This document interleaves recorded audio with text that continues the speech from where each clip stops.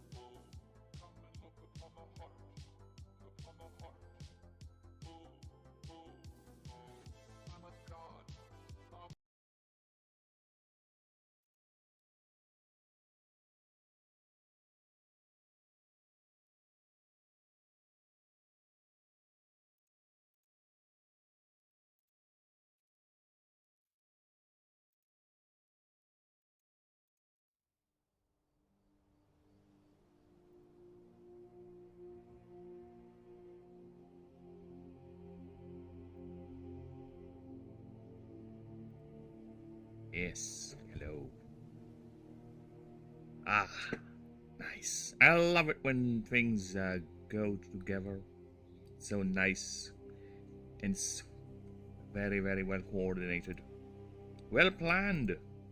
Not really, but what I did, I'm gonna double check right now, but I think it is working. So what I have done is, you peeps are hearing the ordinary background music I used to play, right?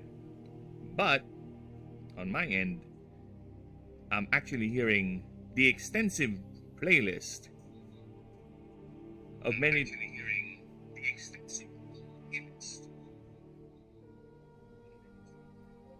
Okay. the extensive playlist of a lot of songs that, if played on stream, will kill me for copyright. And I have double checked, I have confirmed, I have heard I don't know what to call my voice. My voice? Again, I don't like hearing the sound of my own voice. But yeah. So yeah, I have confirmed the music coming through my playlist is unheard. It is not playing. It is currently black and white on my OBS, meaning it's turned off. And the only thing you guys are hearing is the chill Skyrim music in the background, which I can easily turn on and off whenever I want, just in case there's something interesting like a song that I don't think it's gonna get copyrighted comes up, and I just wanted to share to you guys. Alright, but as you can see there at the taskbar, it's currently playing marvelously. So yeah, I think we're safe. We are very, very much safe.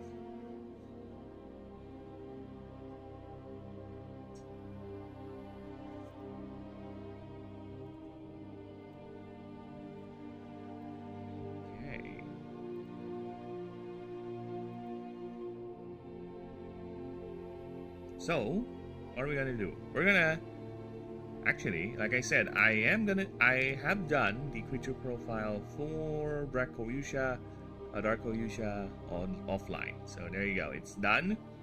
So I was about to start the null flip, our last technically uncrafted starter, because the other one is Lucerius. He's already done. I just need to transfer him. Then the dock will be complete. However, there is a mistake with the Darkoyusha drawing. There is a grievous mistake that I did not notice yesterday, and I just noticed now. The finger is wrong. It's on the other side. It should be the other way around. So I'll have to fix that. I'll go ahead and do a quick drawing pass so we can fix that, and we'll move on to null flip. For that's the final word. Please face the curtain with a bang. Forget about your sin, give the audience a grin. Enjoy it, it's your last chance anyhow. Always look on the bright side of it. Just before you draw your terminal breath.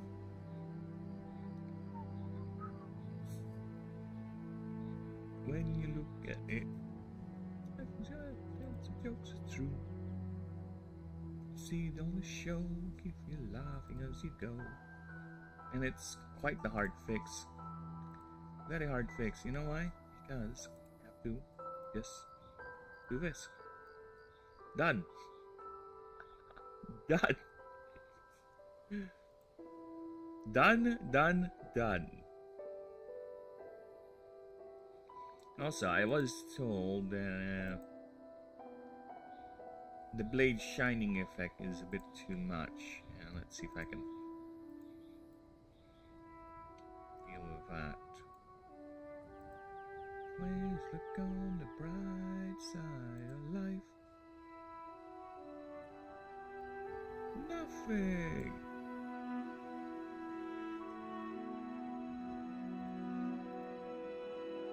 Always look on the bright side. You know what? I want to sing this.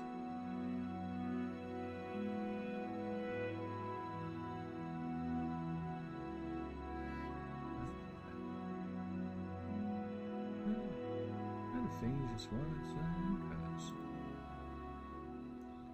Lights gristle and grumble and whistle.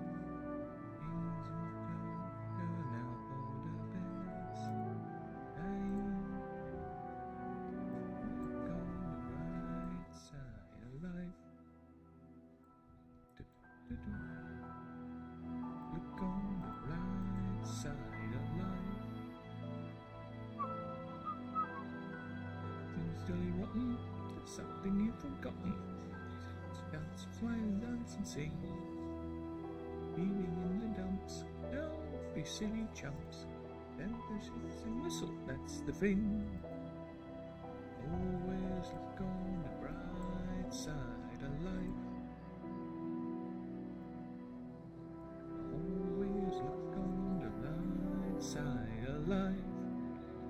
Hello, Elizabeth Mefza.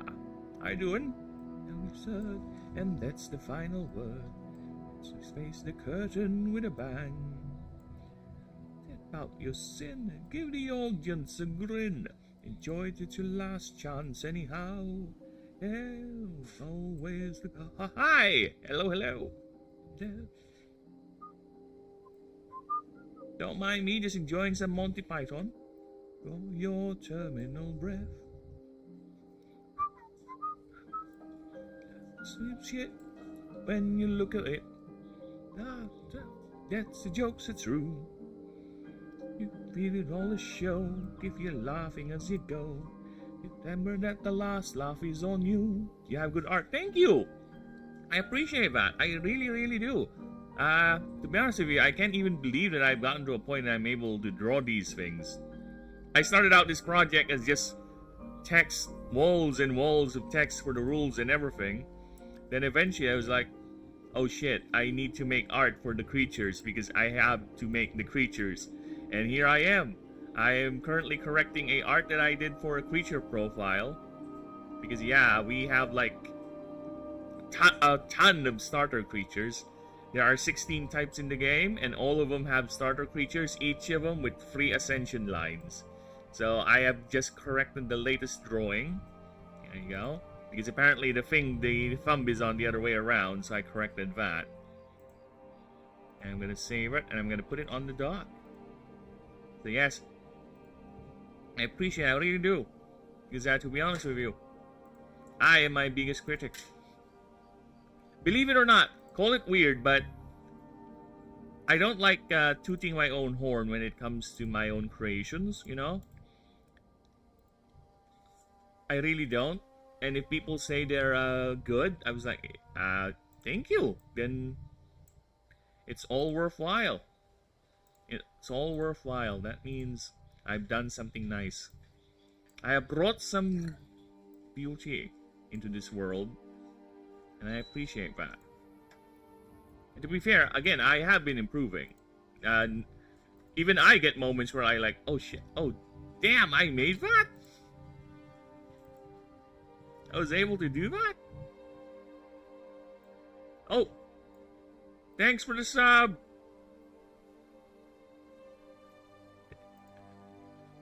Thank you.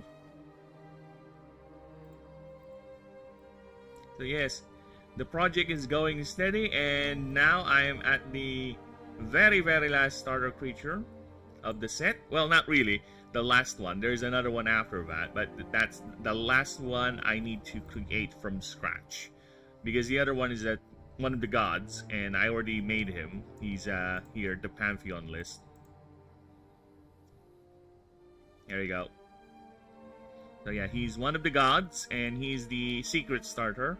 There you go. So here he is. So I'll just transfer his data. I might move things around, but yeah, other than that, we just need to do null flip, then we're good. Now, of course, I am a very conversational person, believe it or not. Believe it or not. If you want to see the starters chat, just go ahead and ask. I'll go ahead and do a quick rundown. But once I'm done making all the profiles, I will be showing them off. I will be making a dedicated stream for all the starters, because basically presenting them one by one, because we will be doing a proofreading pass.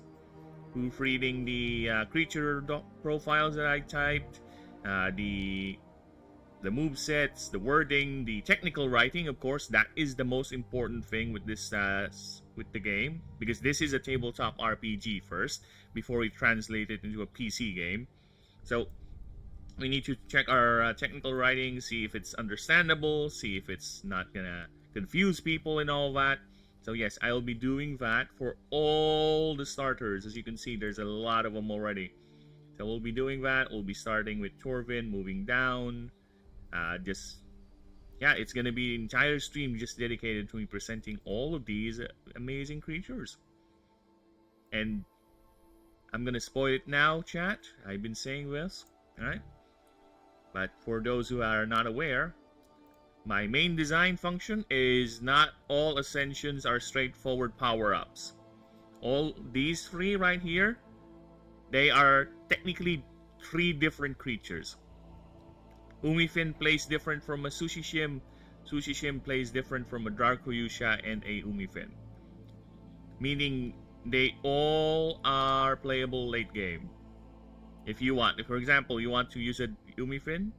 What is this live stream? This is my dev stream, drawing new gargantuan, of me making my tabletop RPG game, which is going to be eventually a PC game. It's a creature battler game designed in the spirit of role-playing D&D style with Slay the Spire gameplay.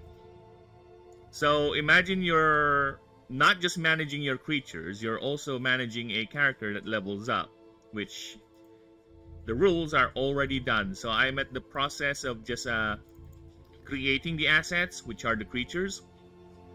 So the rules are all done. Actually, I am already proofreading the rules. Hello, Denisium! I have already crafted the rules for the game. They're all here. We're just making the assets, but I'm also rewriting the rules. So I have rewrote the character rules, or rather working on it currently. So here are the characters. Again, we will do a proofreading pass, so we can do a stream dedicated to me explaining for all you lovely folks what the game will offer in terms of the character creation side, the creature rules, and everything. Alright, so I just need to finish them first. I'll finish this offline, then we'll do that. Same with the creatures. But for now, this is just me chilling, or trying to get to see how many people would find the project interesting. And since I do streams anyway, so might as well just be productive and just stream the entire session, the entire creative process. And trust me, it does help. You know why? Because the other day, I lost data. Like literally, a word just lost its brain. And hello, GV365 Das. Hello, hello. So yeah, as I was saying, I did lost data yesterday because for some reason Word didn't say the last chunk of things I typed, and I lost all of this. Yeah, I lost all of that. So I was lucky that I was streaming that session, so I was able to recover all that things that I typed, copy it from this stream, and yeah, it helps. It helps. It's it helps both me and drumming up interest for these settings. So yeah, that is currently what we're doing. We're just crafting the creatures, and this is the last of the 16 starters, as I said, that we need to do. So I'm gonna get right to it. But of course, as I said there, any questions about the setting, if you want me to introduce the starters to you, so no problem, anything. But yes, long story short, this is a creature battler game that I designed, set in my own unique universe, which is actually, the funny thing is, if we're gonna go to the folder here, right? Look at that. This is the Manaverse. This is a story that I was typing that let's just say IRL made me stop focusing 100% on. Then eventually I had a dream. And this is where sometimes when I do dream, you know, I'm a very lucid dreamer. So when I dream of story concepts, I would just wake up. The moment I wake up, I would boot up my PC and type them here so they won't be lost. And one of the dreams was a creature battler game. Not really a game, no. It didn't start off as a game. It started off as a setting. What if, in my universe, there is a creature battler planet? It's like, yeah, sure, let's make that happen. And here it is. I think 4 months now. I have worked on it. So yeah, 4 months now, and I've 100%ed my dedication to this project. The channel is now turned from a gaming channel, is just to a channel dedicated for the project. So I will be also eventually posting edited videos about the setting, the lore, the rules and all that. So yeah. And the funny thing is, here's another funny thing, considering how big the project has become. OneDrive, I have a personal OneDrive on my other profile, and it's a free version, so it's only 5 gig. It's already full. And you know what's in it? It's just a couple of videos that I've saved for editing. And this. The drawings and the Word docs are combined together is already running around 4 gigs. It's like, what the hell? How many drawings have I made? Why are there so many? Or so big? Yeah, the project is ballooning, and I'm not even done with the creatures. My initial roster goal for the creatures is around 250.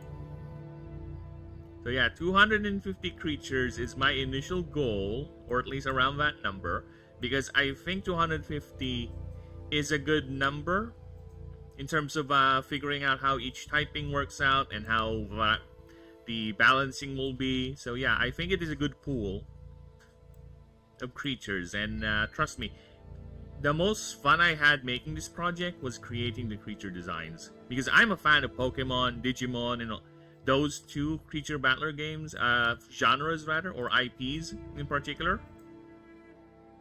And Pokemon, I am updated to all 1025 of them. All of them. All of them. Digimon has a lot more creatures, but I'm not much updated on Digimon. But I do have the latest Digimon game. I did play it. And I did like it. For the Digimon collecting aspect. Don't talk to me about the story of it, alright? But I like it so much, I 100%ed the game. Alright? I just love the creature battler genre. I love the party management aspect of it. It's just a shame that a lot of these creature battlers, that's one of the reasons, actually. That's the primary reason why my main idea for the creatures in terms of their ascensions is completely different. Because I don't like the idea of a creature getting expired, quote unquote, or getting outdone by its ascension or its evolution. If we're gonna go Pokemon or Digivolution for Digimon, right?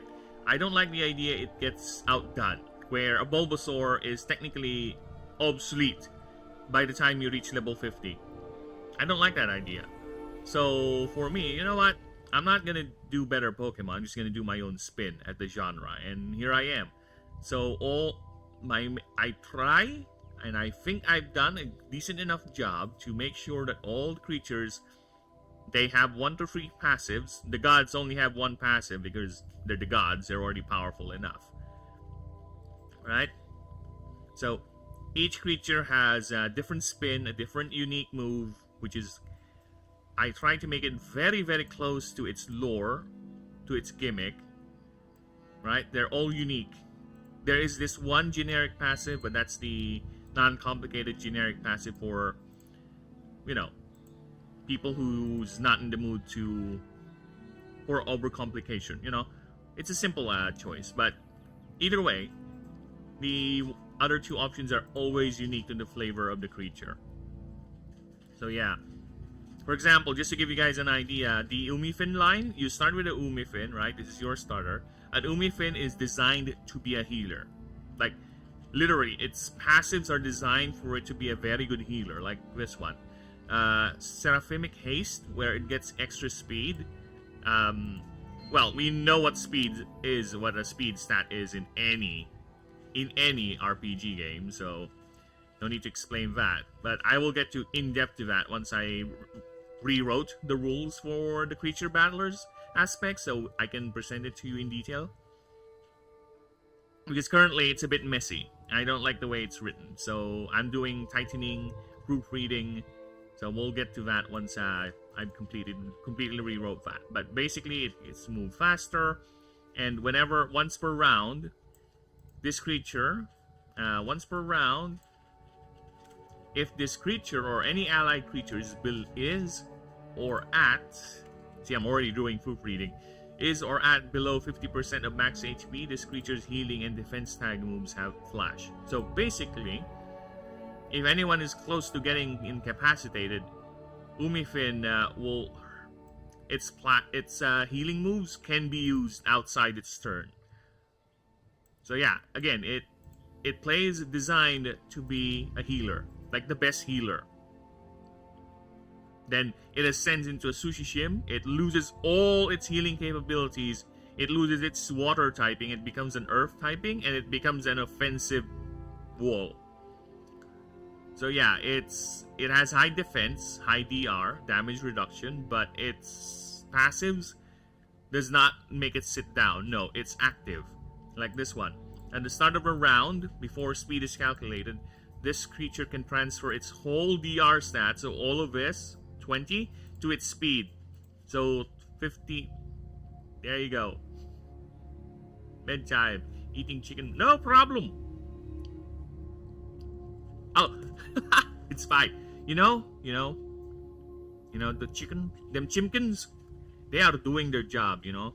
I say a good chicken is a tasty chicken. If a chicken ain't tasty, then it has failed in life. The chickens, yeah, my kin exist, okay, so that they can be enjoyed by the world. That's why everything tastes like chicken, okay? We are the universal deliciousness. To be fair, I've said this story before. That avatar right there, that talking little Birb head, is supposed to be a phoenix. The idea is it's a phoenix that has become so chill. It's basically lost its cool factor, and it turned into a chicken-like being. But you know what? I'll just stick it with a chicken, I guess. It's fine. Chickens are cool. They're cute. And besides, I still have this. I think I still have... oh no, I don't have it on OBS. I don't have it on OBS. But on my old... let's see if I can find it for you guys. On my old...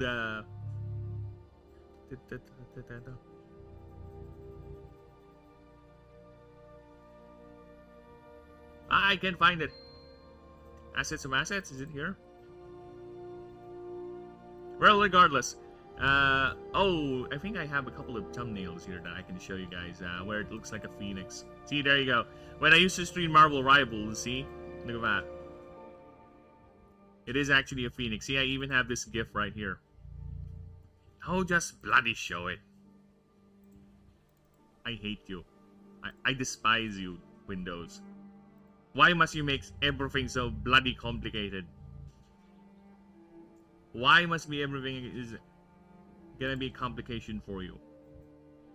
See, this is the focus mode GIF I made.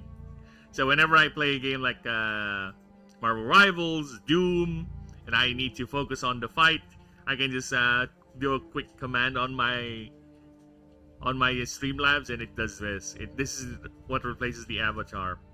So yeah.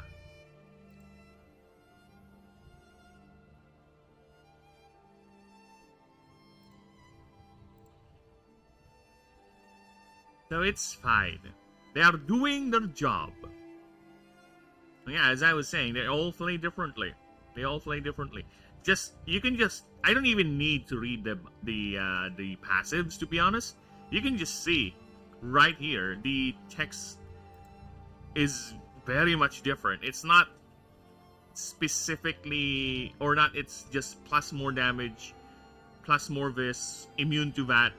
I find that boring. I played a lot of games with creatures that have passive abilities that are just flat. There's no real flavor to it. A lot of their passive abilities are designed to be pulled from a similar pool, and it's just reshuffled. Again, it's their approach, but for me personally, I find it doesn't have enough flavor for me. Because you have this one sentence explaining to me that let's choose Piplup. Okay? Let's go Pokemon. Let's go Pokemon for a bit. So, Piplup, right here, this cute little thing. It is among my favorite designs, by the way. Okay? I love this guy, especially Empoleon. Okay, so this guy is known to be quite the little dastardly boy. Okay, he refuses sometimes to accept orders from his trainer because a Piplup is a proud little bastard. But nowhere in the game does it has that ability or it has that tendency. There's no passive ability, no attack ability, nothing that plays around that idea. And it's kind of annoying for me, okay? Because it detaches the game and the world building. It's, to be honest, the weakest thing in Pokemon is the world building. And being a fan of massive, sprawling world building settings like Warhammer 40k, Star Wars, Lord of the Rings, and all that. Okay, even Avatar: The Last Airbender is another one with the sprawling world building, right? Just to name a few. I find the world building game in Pokemon to be very, very weak. Very, very weak. But it doesn't stop me from collect or being updated still with the entire roster, okay? And I still play the card game, the mobile game. I have it. These nostalgicisms and all that. So yeah, that's my point. Look at that. That's an Empoleon right there.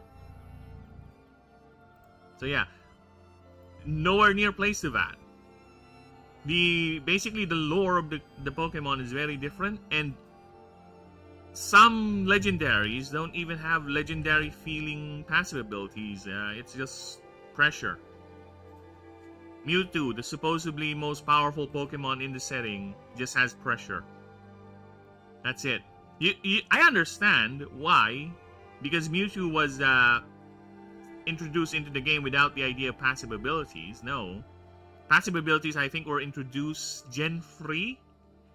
So, technically, all the Pokemon preceding them does not have any sort of passive abilities. So, I understand if that's the case. But they never updated it. They never did. They never did. So, yeah. That is my main inspiration as to why I strive to create every creature in the game to be as unique as possible. But of course, considering the massive roster we're planning, we will eventually get to a point where some passives will cross over to one another's territory, which is fine. As long as it matches the lore, the flavor of the creature that I'm going for, I am okay with it. Okay? It doesn't need to be 100% be unique. I can't force uniqueness when there is nothing, because that is not gonna generate anything cohesive. It's just gonna force that for the sake of, right? I prefer to stay with the lore. The lore is my master, okay? The way I made the setting is world first, universe first, then everything funnels down. Okay? I will get to a point eventually, chat, where I will be doing streams where I'm gonna be requesting creature designs from you people. And I have already a couple requests, so that's neat. So I'll get to work with them once I get to the creature designing for the normal set. Right, the ordinary creatures or the non-starter creatures. So yeah, I will get to the point, and I keep on saying this. The main challenge is simple. The main challenge is simple. I'll have to make your request work inside the setting. Right? That is my challenge. If someone requests, hey, can you make a robot that's basically a reference to this robot? It's like, sure. I'll see if I can make it work. Because I am a fan of Digimon, like I said, but I am not going to copy Digimon's approach to doing a lot of their referential things, where it's like not really one for one, but it's very obvious, to the point that most of their designs, especially the mega forms, are just people cosplaying as that thing. Especially the female designs. A lot of Digimon Megaform female designs, as much as I like Sakuyamon, as much as I like Junimon, are just women cosplaying as whatever there should be. So yeah. Besides, whatever I do, right? If ever the game gets popular enough, and that is my dream, okay? My biggest dream is to one day see the game here on Steam, right here. I want the game to show here, right? The PC version at least. The tabletop version, we'll get to play testing that, the tabletop version. The Discord is actually set to... Let me show you guys. The Discord only has 3 members right now, but the Discord for the game is already set. Look at that. I have invited the wife. This is me, the streamer profile me, and this is the actual me. So, yeah, the Discord is set. It's very bare. I haven't done anything much to it, but it's there. So I will fiddle with this every now and then, try to see what I can add, what I can do, but it's there. I'll start putting in the link on the streams eventually so people can join in and all that. But yeah, for now, let's keep it secret. Let's keep it safe.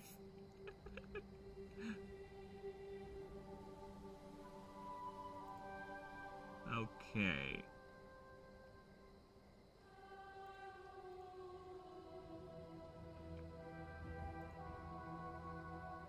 It is? Yeah, it is.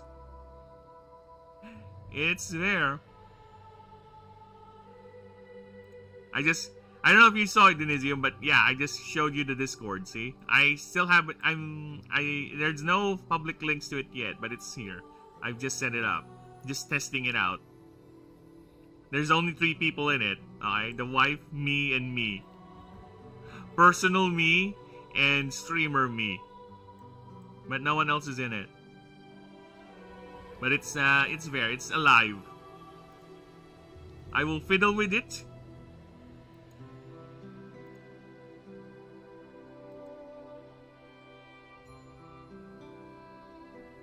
That's interesting. Alright, let me just check something because this is interesting. YouTube.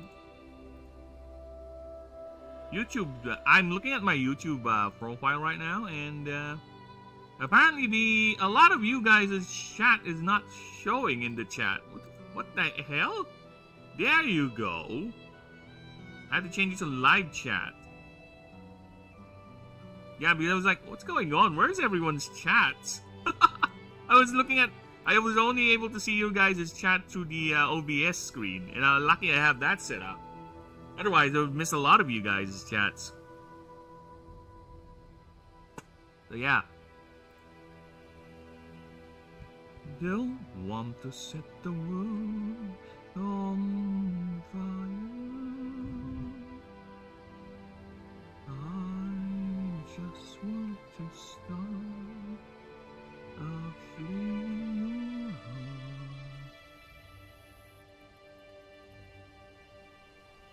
My heart, I have but one desire,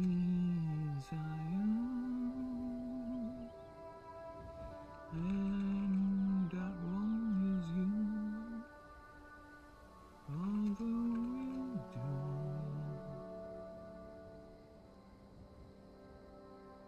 lost your ambition, let me claim you wanna be the one you love. It's your ambition that you feel the same. I'll get rich to go and dream of. Believe me, I don't want to set the world on fire. Yeah, because I'm a fan of Fallout, and that's among my favorite songs. That one is you, a flame. Yeah, that is the very, very first Fallout song I ever heard.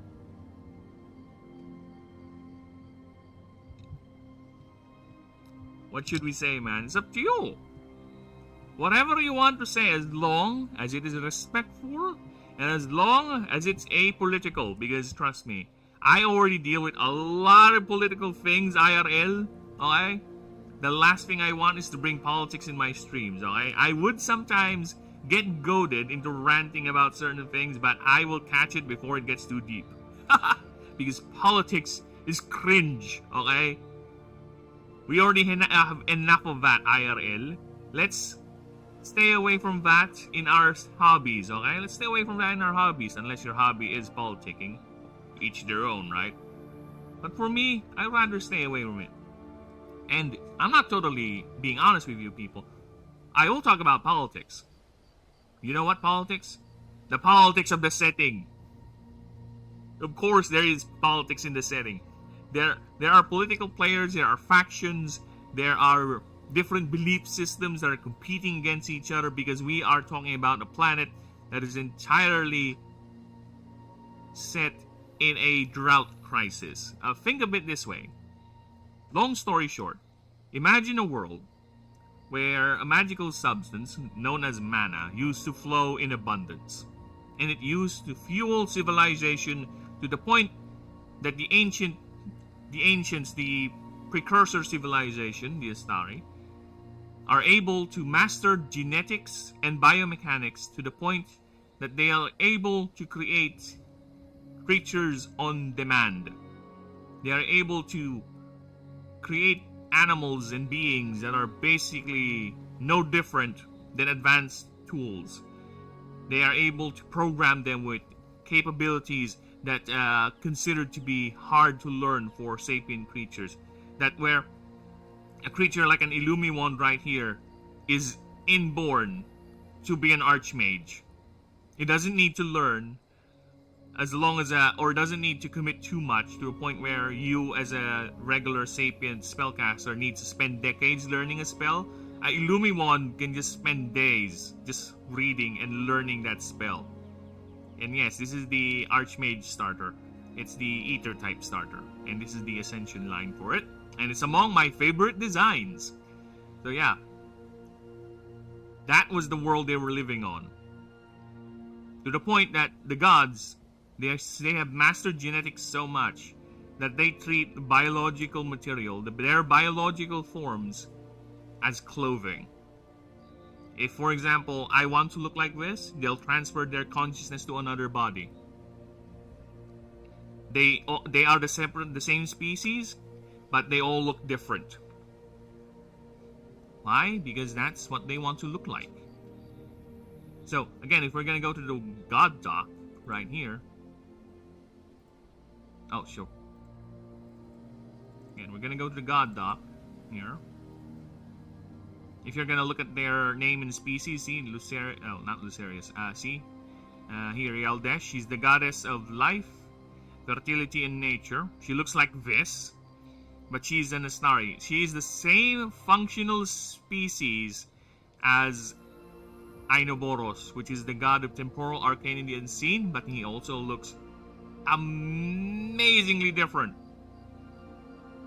Totally different, because again, they might be the same species, but in their culture, wearing or biological forms is very, very customizable.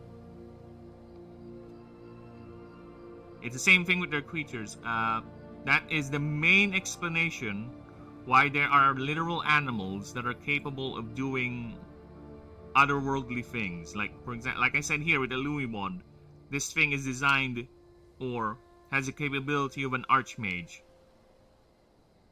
at birth or at ascension. Because if an Illumimon ever wants to give birth, it will be an Icaron. So they never give birth to little baby Illumimons. They always give birth to little baby Icarons, which is the first form.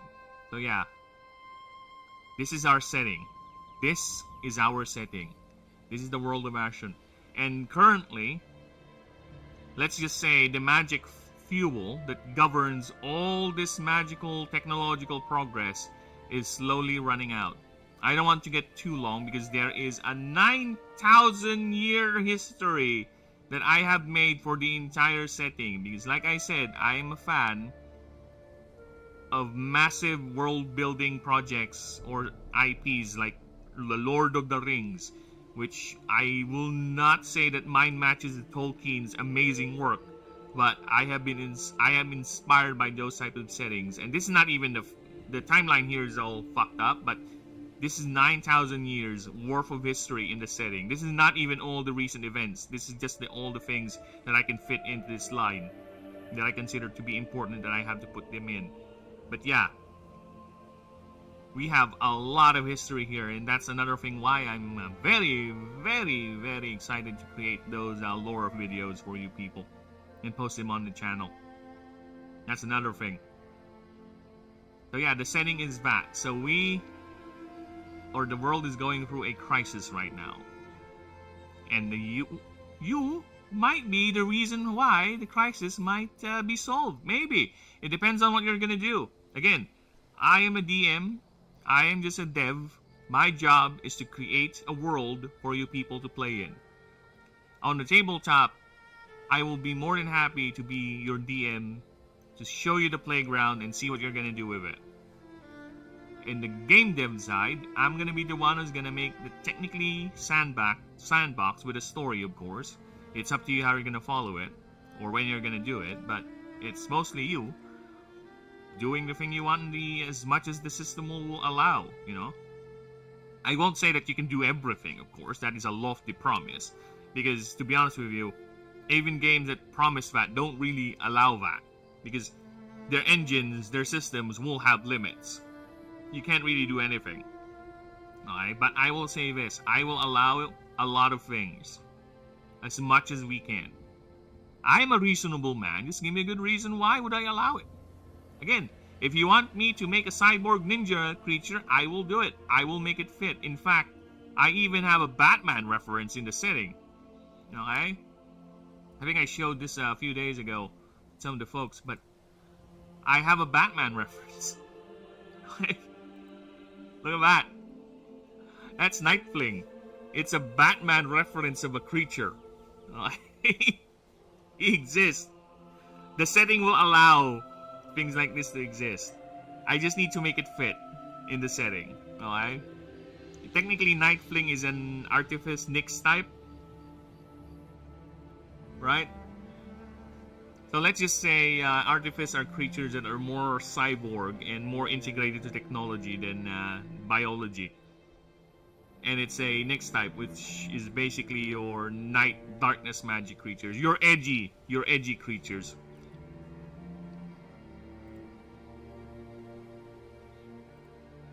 So yeah, again, the setting is very, very flexible. It will allow a lot of things.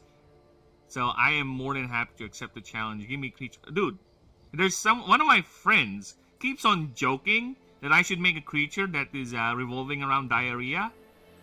I already have the concept laid out. It's not really ready to go, but the concept is there. I got it. It's a toxin-based creature, or a debuffer, basically, that lives in the sewers of the major cities. And I'm thinking it's gonna be either a Artifice Nyx or an Artifice Void type, something around that. But yeah, the concept is there. I'm gonna do it. I'm gonna make a creature that's basically like that. Of course. Why not? Again, the setting will allow it. This type I'm making right now is Eldritch, to be honest. Void. This is the Void types. They're, long story short, they're aliens that broke through and caused a whole lot of fuckery with the setting. And now these are the remnants that has integrated into the wildlife. For whatever it's worth, right?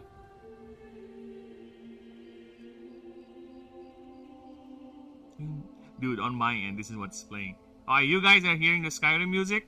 This is what's playing on my end. Mozart String Serenade number 13. Ein klein nach Musik. I know I butchered the German there, but yeah, in G minor. This is what I'm hearing. You guys are hearing the Skyrim music? I'm hearing this. I'm listening to classical music, baby. Because this is my playlist. This is my official playlist, and as you can see, it has 513 music. In it, it's just that a good majority of that are copyright material. So as much as I wish to share my actual music list for you guys on stream. I can't. I just can't. Because it's gonna fuck up the stream. Because copyright is a massive bitch.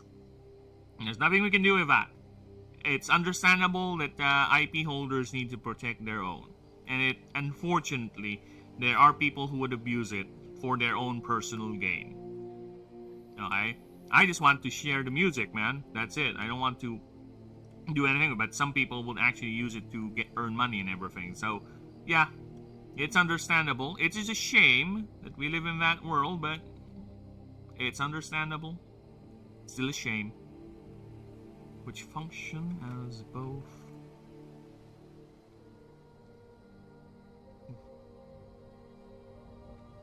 grasping limb and stinger. There you go.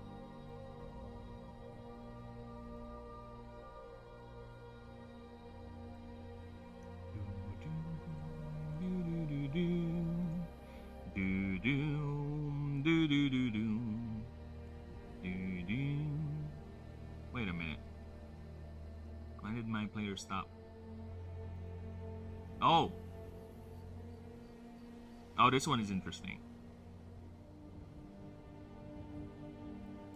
If you guys know where this music from, then good for you. I'm gonna play it so you guys can hear it. Alright. If you know where this music's from, good for you. Play!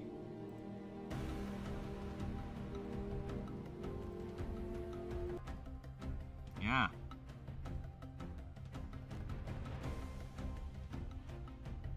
It is among my wife's favorite games. And you know what's funny, when she played this game, she was like, I don't want to 100% it. It has too much time trials and races. I'm not good at races. And this is the one she 100%ed and not the first game. I think she knows what I'm referring to. Yeah. You did 100% Ori too, right? Why am I asking her? I can just easily go to my Steam and show it.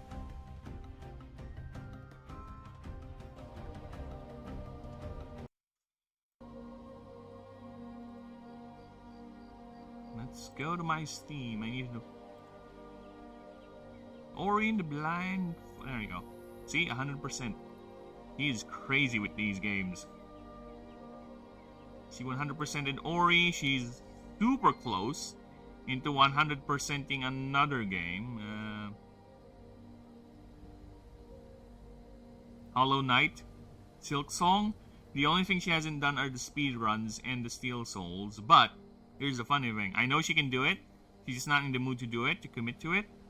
You know why? Because she fucking 100%ed the first game.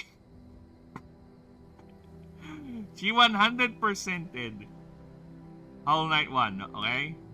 So she beat the Steel Soul mode, she got through Pantheon 5. So I know she can do it with this one too. She's, you know.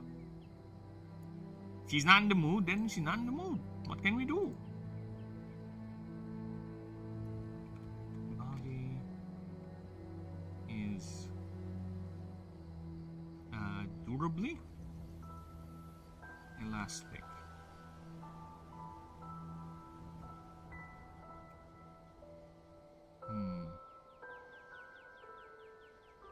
Which I will just describe. Yes, here's the thing. Here's one thing you would notice with the way I make creature profiles and explanations with how they are. I used to watch a lot of nature documentaries. A lot. So I think that should be enough as an explanation. I used to watch a lot of nature documentaries, and a lot of inspiration comes from that in terms of explaining how an animal would look like, how the animal behaves like this, and how certain body parts would be. But of course, this is still a fantasy setting, first and foremost. My challenge, again, that's why I said it has to make it work in the setting. that's the challenge for me, is making these explanations here with the design I came up with, right? And that's the fun part. To be honest, I find that really, really fun.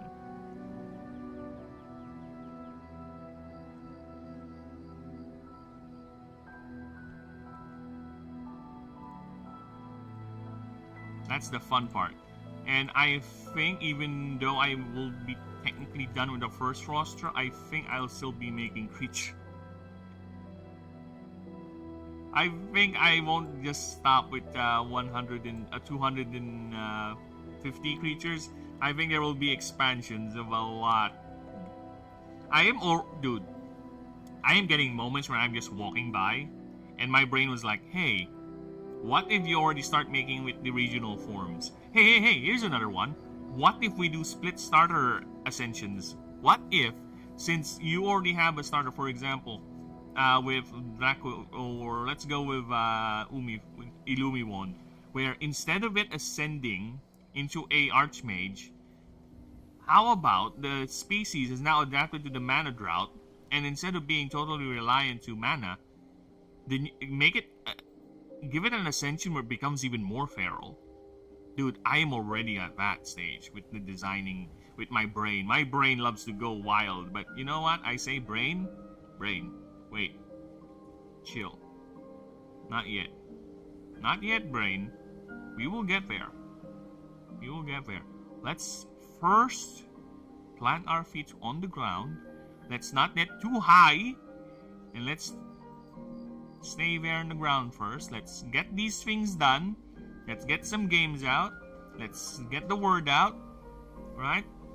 The more people who's willing to test out the game for you, the more you will get your chance to 100% totally this project, so you can actually do the things that you want to expand on. For now, focus on the fundamentals, brain. Chill. Don't you pretend that you don't talk to yourself like that. We all have that episode where we talk to ourselves like that.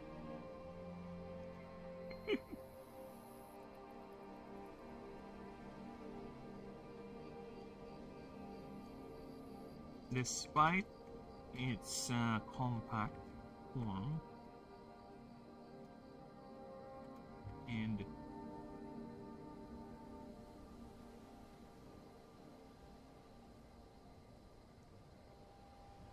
is still considered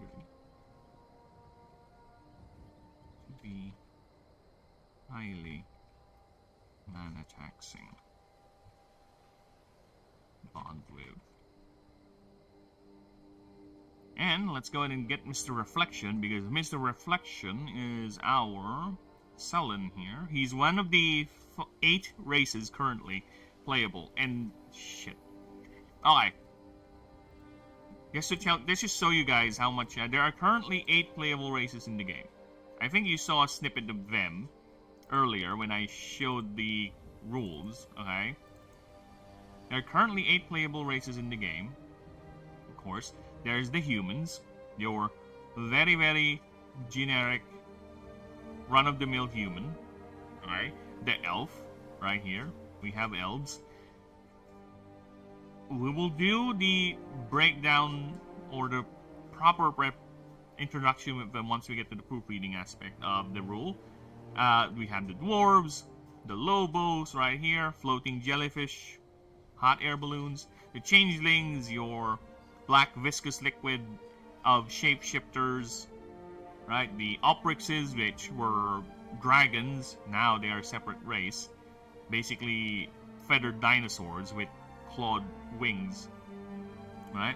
The espers, which are basically floating balls of pure power, and the sullen right here. So this is the one I'm using for the size comparison, 5 feet, all because I do not have, or is not that confident in yet to draw a human character. That is all that is.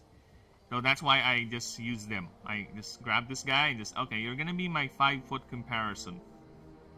There you go. That's all it is. That's all the reason why he's the one we're using. I might change it because I think I am getting confident or getting more confident, and I might go ahead and try to draw actual human elf characters or the sentient races, the sentient humanoid races to be more specific. Because I am confident I can draw a Sullen. I am confident I can draw an Opstrix, a Lobos, a Changeling. It's just that when it comes to the humanoid ones, the dwarves, the elves, and the humans, I don't know. I have problems with the face and the hands.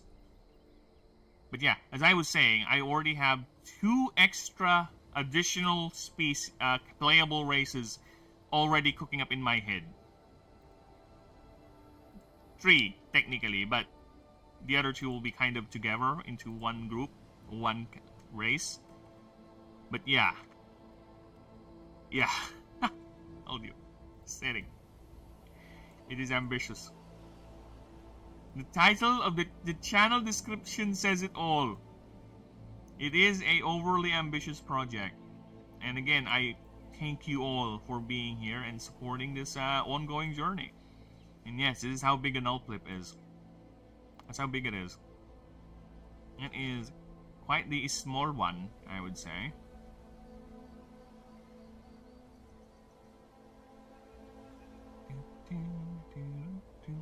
Oh yeah, by the way, the perk list. This is the perks. So every 5 levels, your character gains a perk. And I was doing a proofreading tightening, which again, we will introduce these properly later. Okay? And I am now adding more. There are more perks incoming, which is quite interesting for me. And I am very, very excited to share it to you guys. But again, once I'm done the proofreading, the repurposing or tightening up of the rules, we'll go ahead and leave that for now. But yes, the perks are expanding, and that's what I was working at. That is what I'm working on offline. The perks and the perks.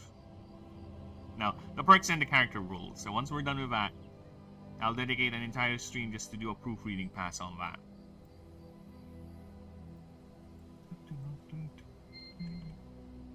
Okay,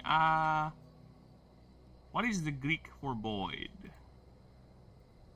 My uselessly annoying secretary. Greek for Latin for void. I also had this curious... I get the idea, right? I got this suggestion that I should not mix words or cultures when it comes to my naming conventions, especially for like the typings and everything, right? Because someone said, oh, you're using Nyx, that's the goddess of this, whatever, and you have Gaia, which is the goddess of this, whatever. I would recommend you use different words, because you either need to be within the culture or setting, or rather the culture, the idea, right?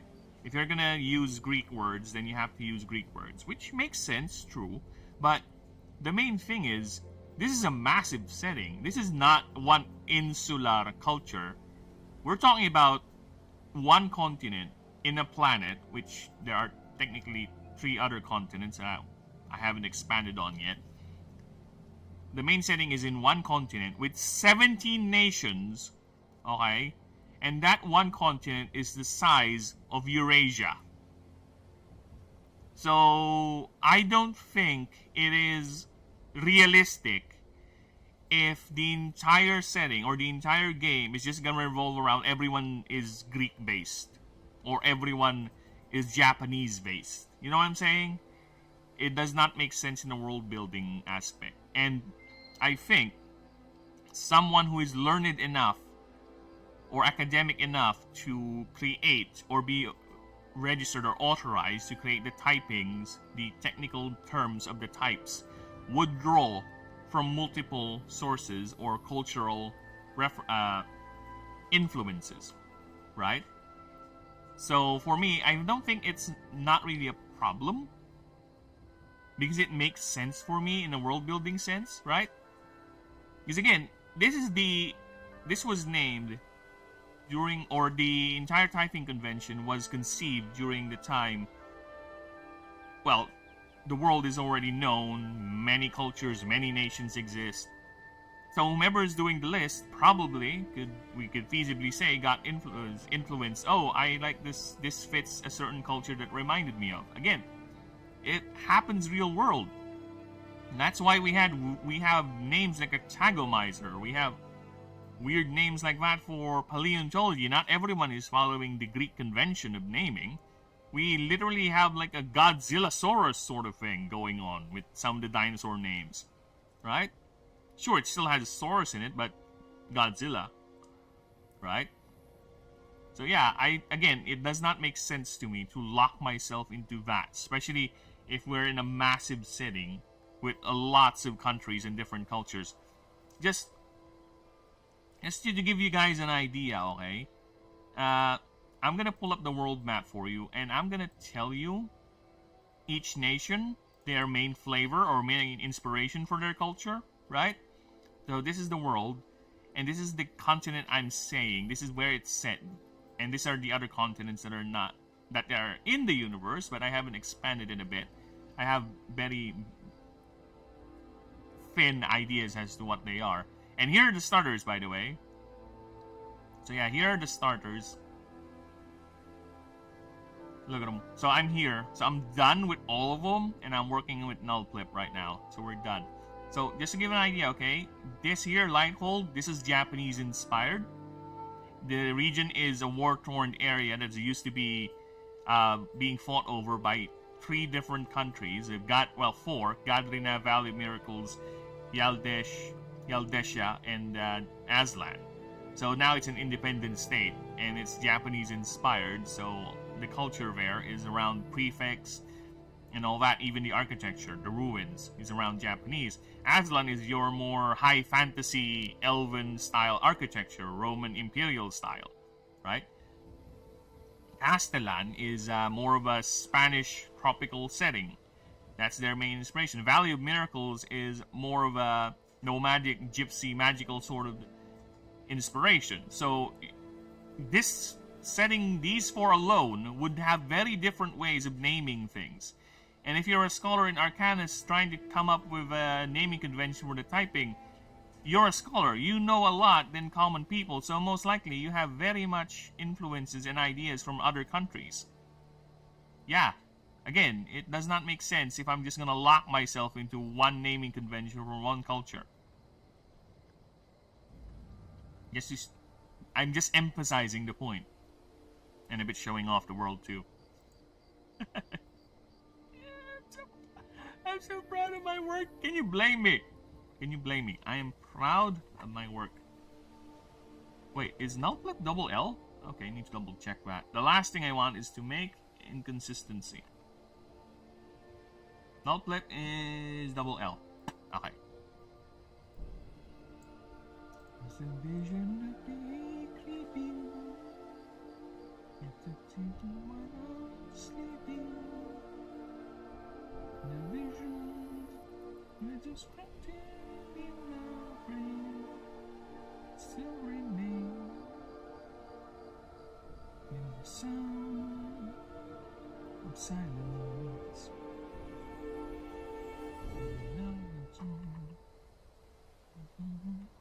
With feet and cobblestones, the halo of a street lamp. It's a color that can boat and dance. Then eyes will stare till the flash of the neon light split the night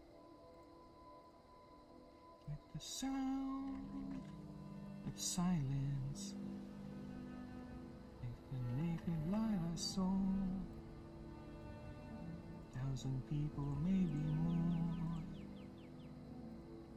left howling without speaking, people blaming without the fear. Like bushes. I need to not sing properly. I might flag copyright. That's how strict it is, actually. Even by humming it like that, it's gonna trigger it. I know, right? I know! Now, type symbols. I need void. Void is it?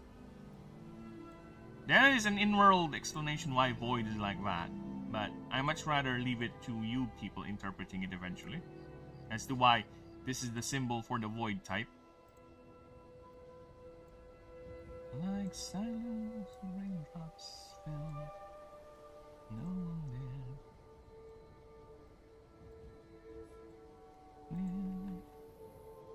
Silence. There you go. Void. I think it's a bit too big. There you go. Void Swarmer. I think I don't need to go that far.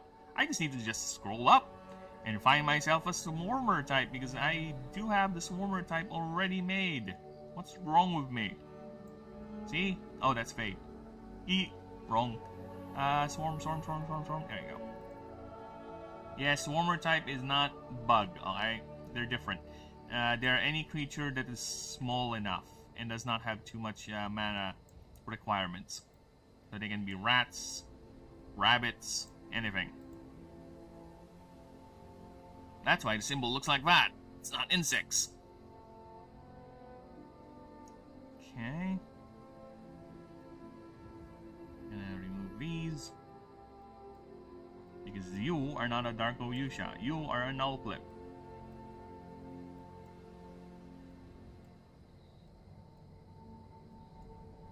Okay.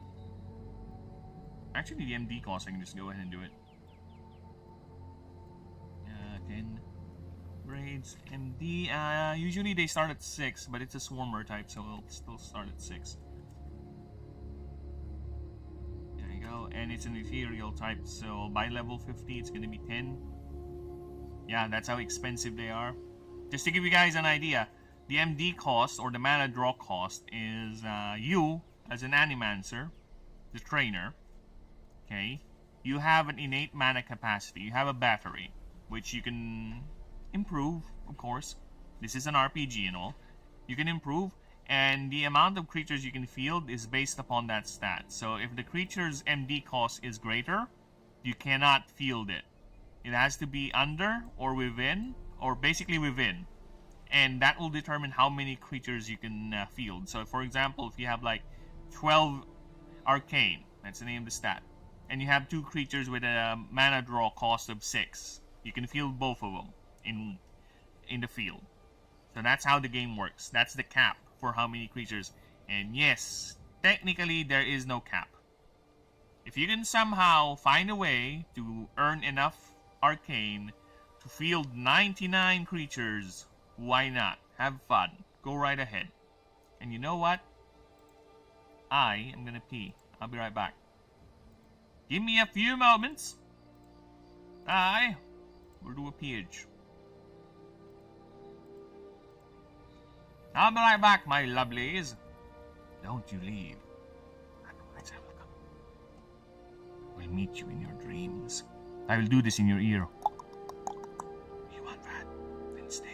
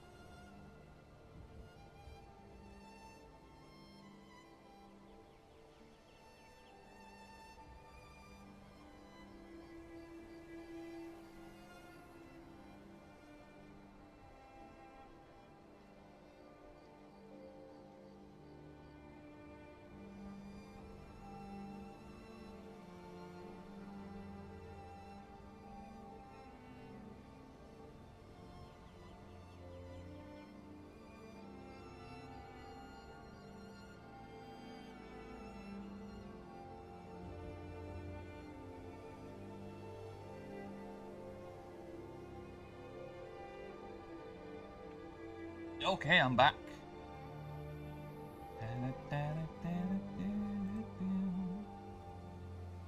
Clear that. There we go.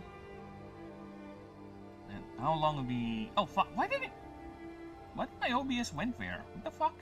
Are you okay, OBS? Did you lose your brain or something? Alright. Just checking streams. We're good, good, good. Okay, streams are very, very good. Thank you. Thank you, everyone. Okay, Twitch. Yeah, because I'm like multi-streaming on Twitch. 2 streams on YouTube, by the way. If you people prefer to see the vertical stream, if you're on your phone or on the go, I am over there. Or if you're on your PC chilling, like moi, you can go ahead and view it on the regular.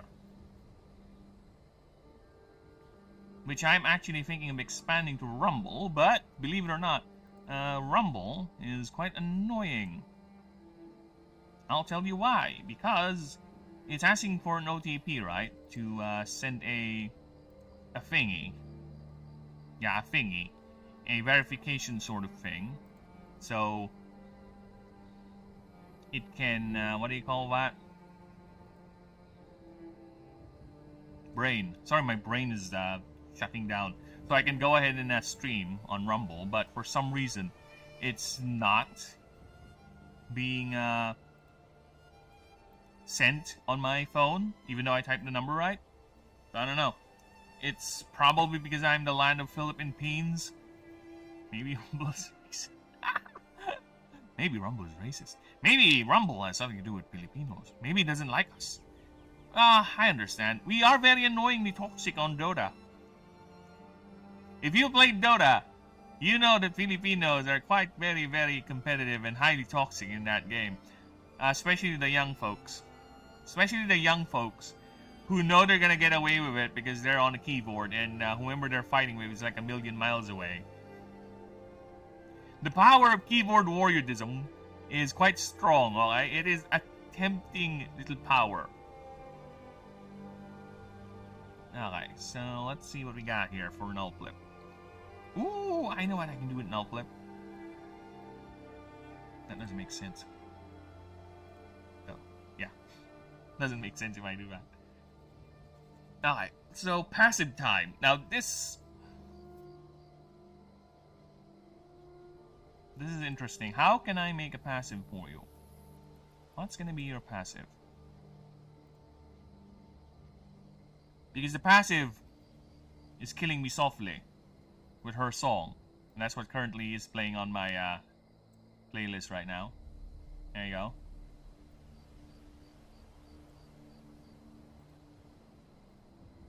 Okay, so we have an elastic body and a stinger.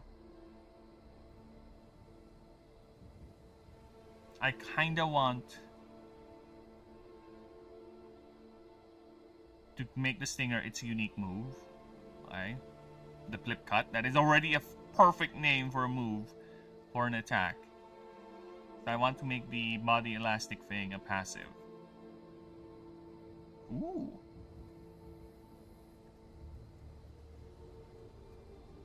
I think I'm gonna make it into a tank sort of thing, yeah. Good soul, I achieve that sound. Something to see her. Listen to the ground. There she was, this young girl.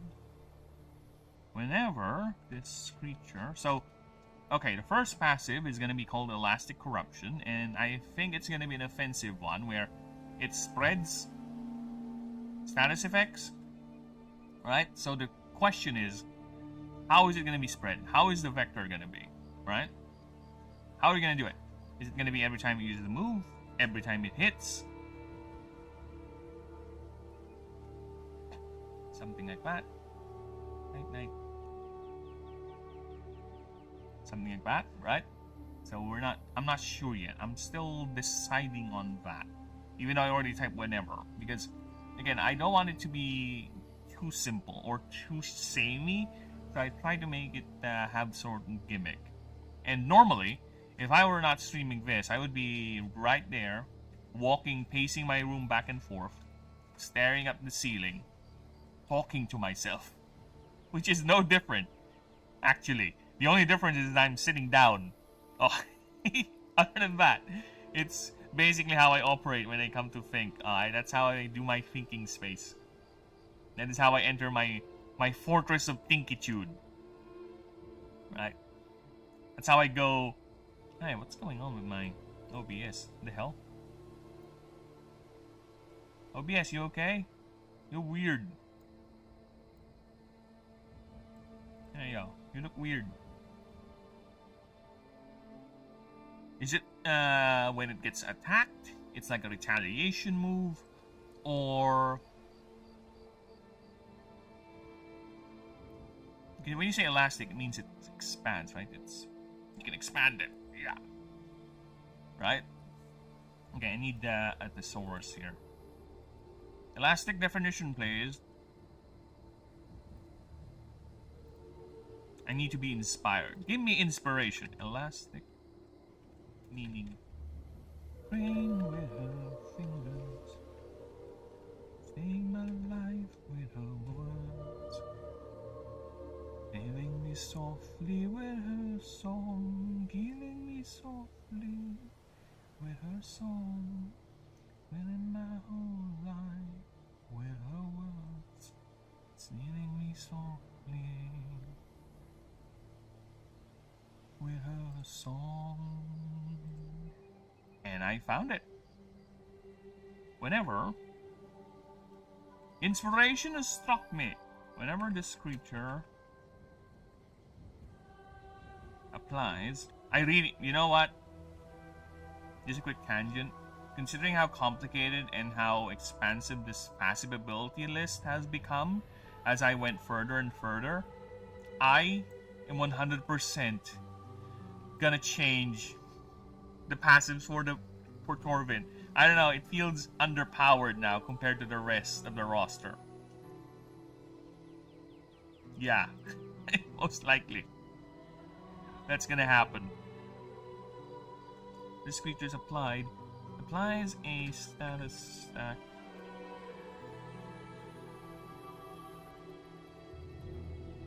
A target. You may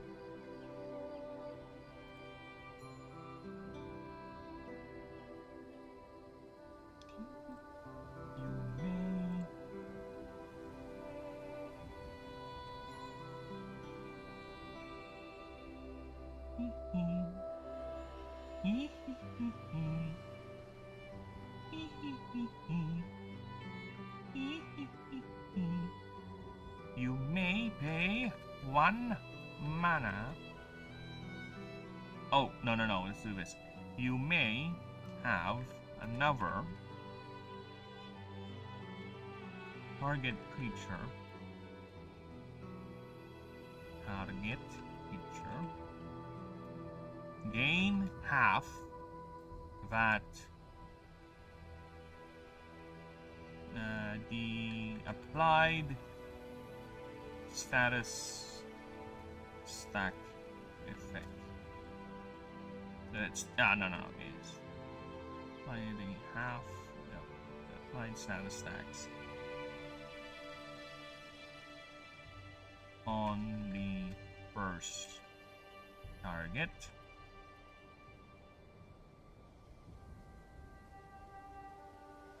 You may choose other targets.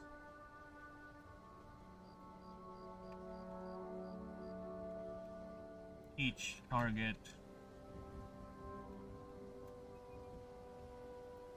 chosen or extra? Each extra target? Yeah, extra target would be better. Each extra target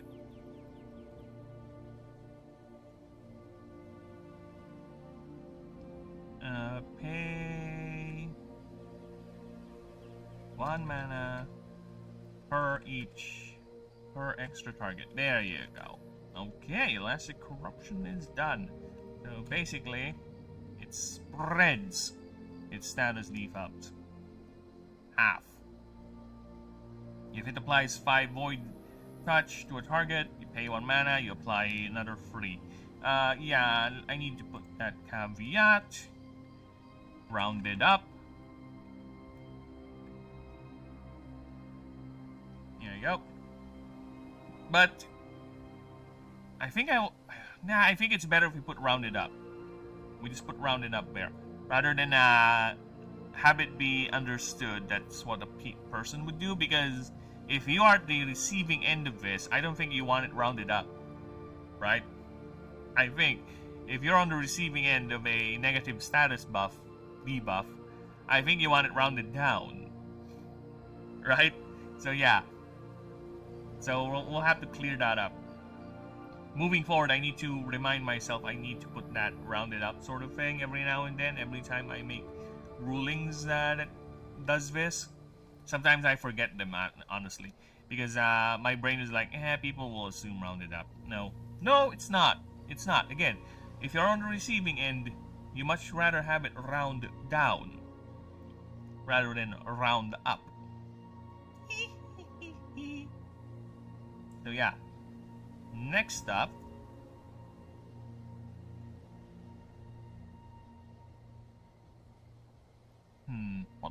another word for elastic, please. Elastic synonyms. I need synonyms for elastic.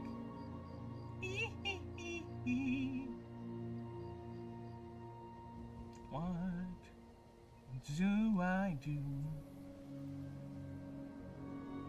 Not elastic.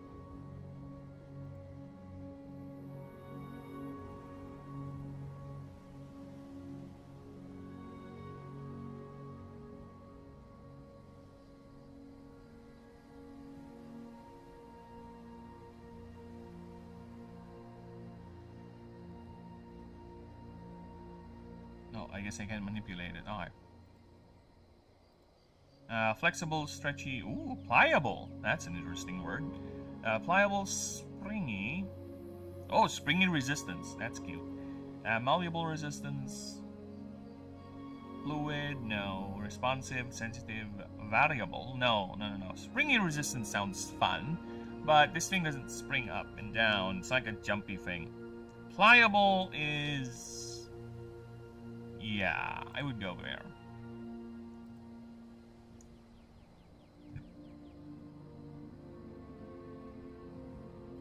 Pliable.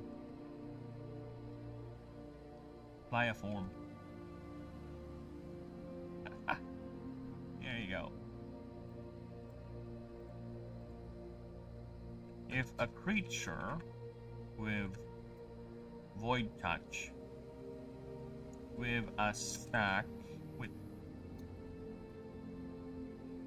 at least a stack of void touch, toxic, or ruptured, attacks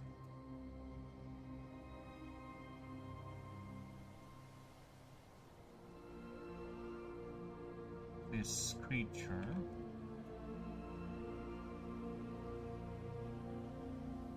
it gains plus DR, plus XDR rather, based on this stacks on the attacking creature. There you go.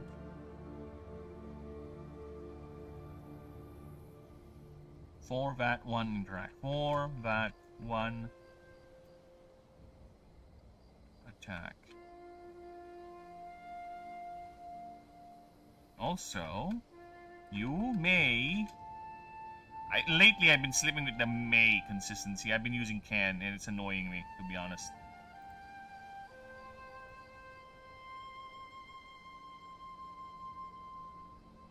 So yeah, may. Because when I'm typing this quietly, just not saying it, I keep on slipping to can, so I have to correct myself real quick.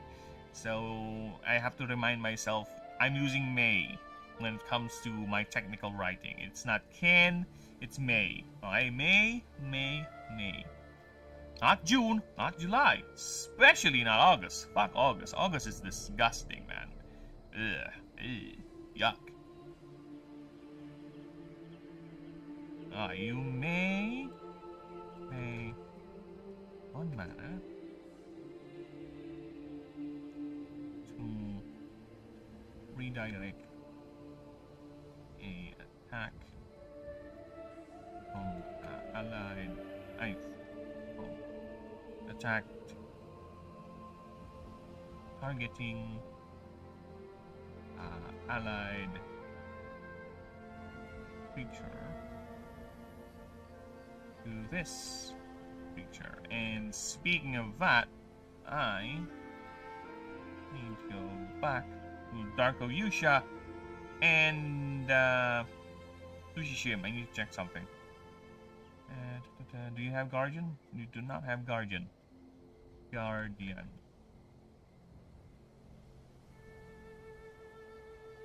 Nice one, Rain. Hey, I need to go out. I have things to do, Rain. Fuck off. Rain! Go away. Come again tomorrow when I'm not going out.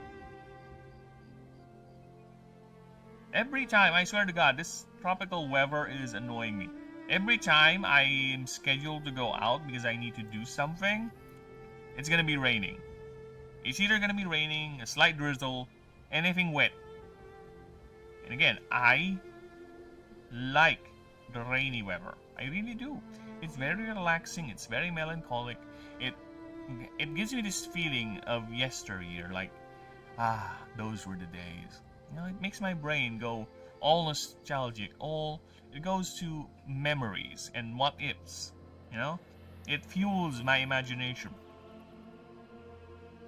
But when I'm walking in it with an umbrella and getting wet still, and I have to manage holding that umbrella, making sure I don't poke someone's eye out, right? While in the market, where, let's just say, market here in the Philippines is not a mall. It drips constantly, it's wet, there's mud, there's people, there's puddles. It's not a fun experience. So yeah, I am not looking forward, but you, Rain, better shut up. I have like 2 more hours at least. I know it doesn't matter, but I just found a cool base spot in Minecraft. For one, dude, I didn't play Minecraft, but I know the feeling of running through an open world, right? And finding something interesting, or you, like when I was playing Fallout, right? I'm looking for a base. There are fixed locations there in Fallout 4 where you can build a base, right? But I want my base to be a specific location. So eventually I was able to find one, and yes, feeling. You spend hours looking for the right space, you know, trying to see if it has the right view, if it's not too crowded. Because trust me, the game is TISM. If you place your camps, especially modded camps where there's so many things going on, it's gonna cause crashes. Before you even, the moment you enter the area, your base will load, and if it doesn't load fast enough before you arrive, it's gonna crash the game. So yeah, there has to be a right spot for that, where there's not much going on, there's a lot of open space and a good view, right? I know the feeling, man. The ocean was so big. I had like 7 sunken ships and had to manage my inventory. Witcher 3 Skelliga. That's all I'm gonna say. Because there's very much cram already, and I had to put in some. Dude, if I don't know how it is with Minecraft, but I would just, in games where it allows me to drop inventory and it stays there in the open world map, right? like in Diablo or something, right? I would just drop the items there, and I would go back to the town, sell or store the items, and come back and just pick them up. I don't know if you can do that in Minecraft, where you can just drop the items, right, and you just go back to it later. At least you have a secret stash somewhere. The only sad thing is that there's no village nearby that I am playing, but I'm playing modded. I think the mod said there are wandering villagers that you can adopt. Well, that's neat. That's neat.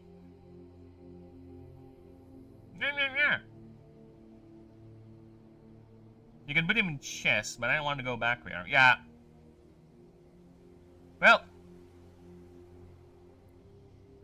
Well, hopefully they're not that important. Because, I don't know, I think you'll come to a point eventually in that game where it's the same with any other game. It's gonna be the same with mine too. Eventually you'll come to a point, if you played enough of it, a lot of the loot items or inventory things that you actually pick up is just gonna be compulsive. You have so much of that stuff already, it doesn't matter anyway. If you drop it, if you get rid of it, right? You have so much surplus. It's just that, for example, crafting materials, right?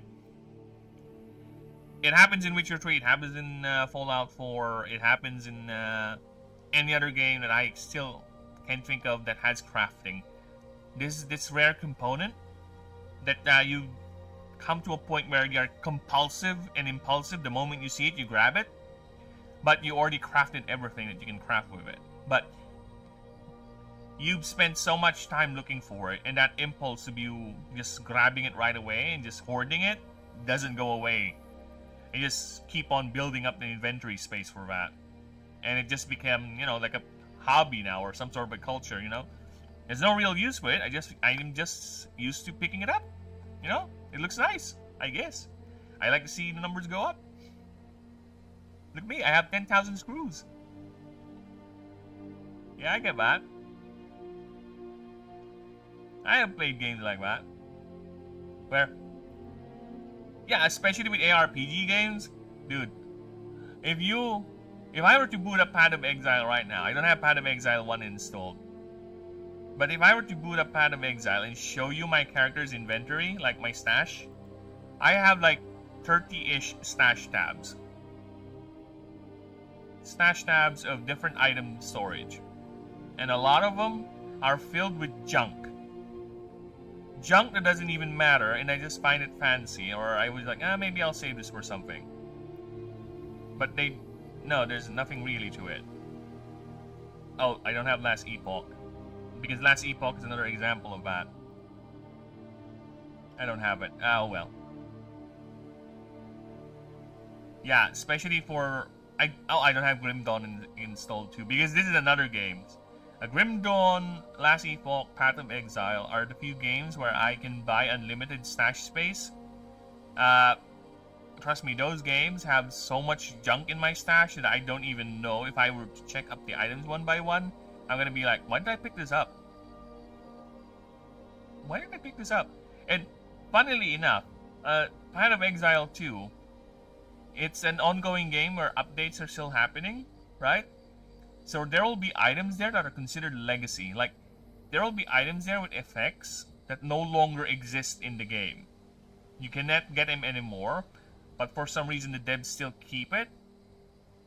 So the item is still there, unchanged.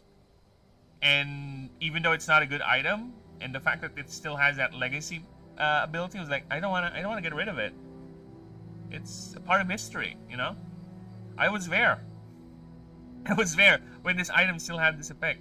When this item still have that ability. When this ability still is in the game. I was there. Hashtag I was there.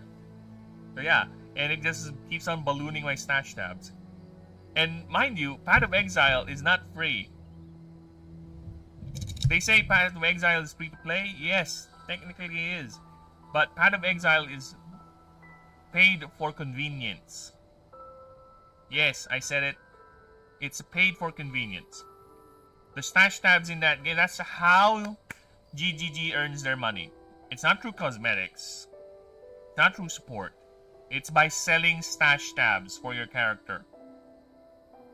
Because you have so much junk in that game, you have so much items, so much stuff you want to keep, that your stash, I think you start up with 4. if I recall correctly, that will be full. Quickly. No matter how much you try to budget your space, that thing will be full. Right? There are two ways you can go around it. One, you are gonna be super economical. Two, you're gonna make multiple accounts and you just transfer items over and over. Right? One account to another, one account to another. You have to have two instances of the game running and you're trading with each other. Right? Or, just bite the bullet and be like me. Pay for the fucking thing. I spent like, I don't know, maybe a good amount on that game just buying stash tabs. I would say maybe 10k of my money. And granted, we're talking about Philippine pesos here, so I may say 10k. Well, it's worth a lot to me, especially 10k is like a good half of minimum wage back in the day when I was working. Right? That's cumulative amount, by the way. It's cumulative amount spent on that game. If I do my math right, if I recall correctly. So yeah, and most of that is just stash tabs. I think I only bought one supporter pack for cosmetics, but other than that, a lot of that money went to me buying more space for my characters because I played that game a lot. It's not on Steam when I played it because Path of Exile recently allowed the Philippines to be on Steam, but when I played Path of Exile before, it's on a different launcher. I forgot what it was, but it has a different launcher, so I only clocked in 139 hours here on my Steam version, but this should be more because I have like, I don't know, 20-ish characters, 18 characters, 23 characters? I don't know, I don't recall, but I have a lot of characters in Path of Exile. So yeah, that's another inspiration, people, as to why my game is like this. Path of Exile is one of those few games that has so much build diversity. You can technically imagine this. There are very few games, or ARPG games, where you have a fireball skill, right? You have a fireball, simple fireball, it shoots out. Now, when you level up, you can add more to it, sure, yeah. You know, normally in other games, you just have more damage, more AoE. In Path of Exile, no. Especially in the first one. You can either add skill gems to it that will make it fork, chain, split, or turn into a different element entirely. It's up to you how you're going to change that firewall. To the point that there's so much builds you can go for that it's the main draw for me because I love making crazy builds. And it's not just the skills too. There are unique items in the game that are literally build defining. Like it would change a certain behavior of a spell, or there's this item that triggers automatic spells if whatever spells you equip at it, or it would change the behavior of a certain effect where instead of you getting debuffed by the certain debuff, it will actually enhance you. So your goal, instead of trying to avoid that debuff, is making sure you keep stacking that debuff. So that's the thing, and that's another inspiration for this game. And the way I do the passives, as you can see, these two passives is very different from each other. Very different. And that's among my design principles when it comes to this. Is that diversity is always good. Diversity is fun. Right? And I'm talking about true diversity. Not diversity of some people who claim to espouse it, but it just turns out to be conformity. Conforming to my belief system. Conforming to my worldview. That is not true diversity, people. That is someone who is so insecure, who just wants to project their power of their insecurity onto other people. They want to force respect. Right? No, it doesn't work like that. That is a sad way to live your life, by the way. No wonder you people are all so miserable. No wonder all those people see is trying to bring down or change something to whatever fits their own narrative. Because they're sad. Sad little cretins. Alright. Enough of that. Void.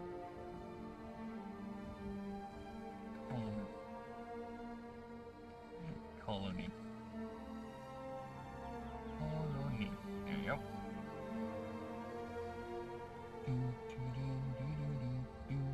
been going for? Oh, almost 2 hours. Really? Evolving. Okay, evolving. Void color. This creature. Oh.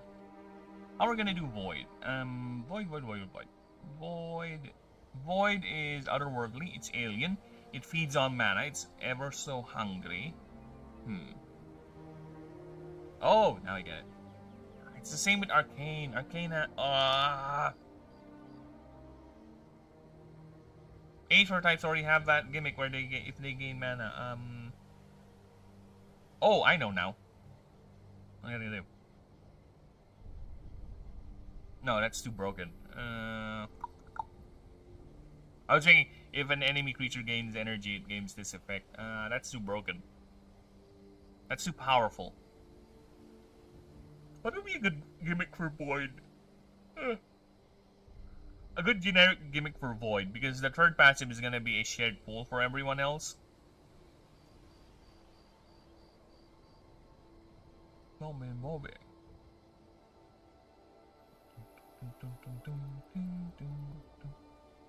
Void, void, void. What would be a good gimmick for Void? Void is alien. Void devours mana a lot. It's adaptable.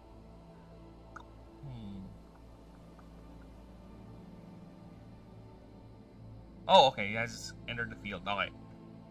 Once per combat, if when this creature enters the field, distribute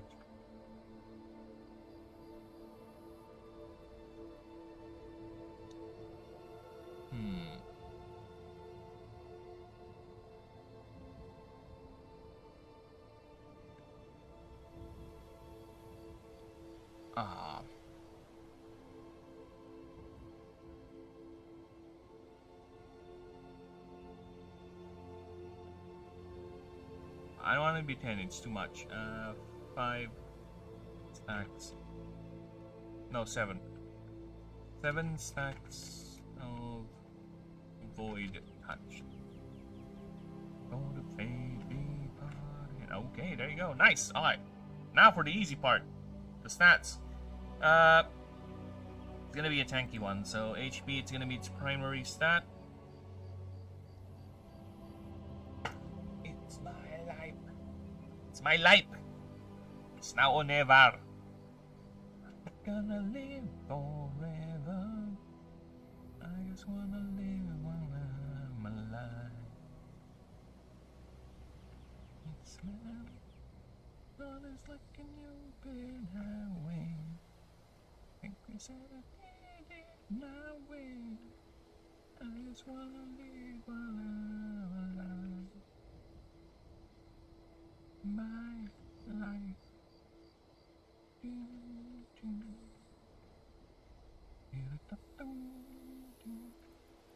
You're the one who's still thinking.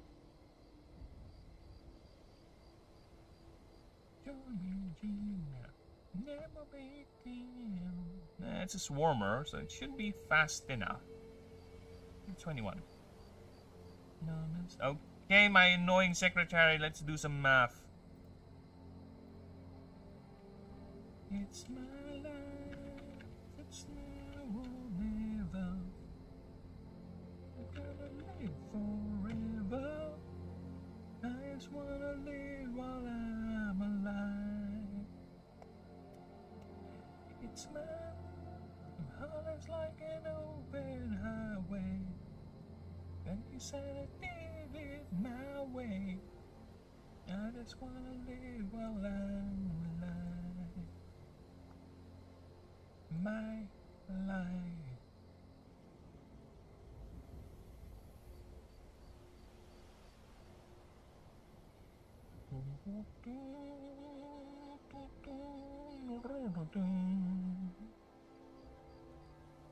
It's a tone when I feel really well. It make or break you down back there.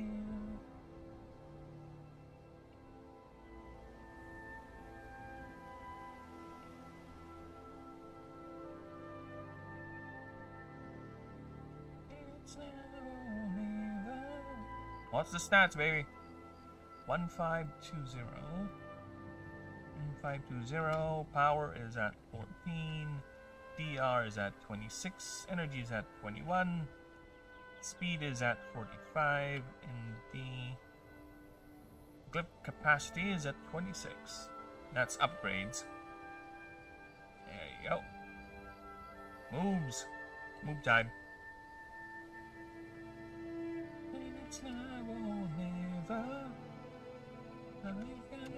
Each creature has 5 moves. Okay? You can switch moves anytime you want, anytime you want. And that is something I need to clarify too with Ascension. But what happens if you ascend a creature? Because my goal is total differentiation. Okay? So not all creatures share the same moves, especially since their typing changes a lot. So what happens? Well, simple.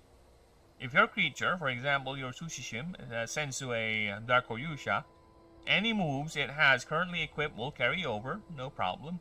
But its move pool will be now that of the learned move pool of the Sushishim before Ascension. And moving forward, it will have all the moves of a Darkoyusha prior, like lower level moves, the things it technically missed, so it can learn that, you can teach it, you can equip it, right? And anything moving forward. So, for example, if you ascend a level 20 Sushishim, right? It will have all its moves up until level 20. You can reshuffle them if you want, right? And it will, moving forward, it will now base all its moves from the Darkoyusha pool in terms of level up. So, I don't know if I explained it properly, but that's the idea. I will, again, expand that once I get to rewriting the rules. Like I said, when I rewrote a lot of the rules, there are certain considerations that I haven't done yet, for the simple fact that I still haven't done them yet. So, that's why I really want to rewrite the rules, because a lot of these creature profiles have made me realize there are certain things I need to account for.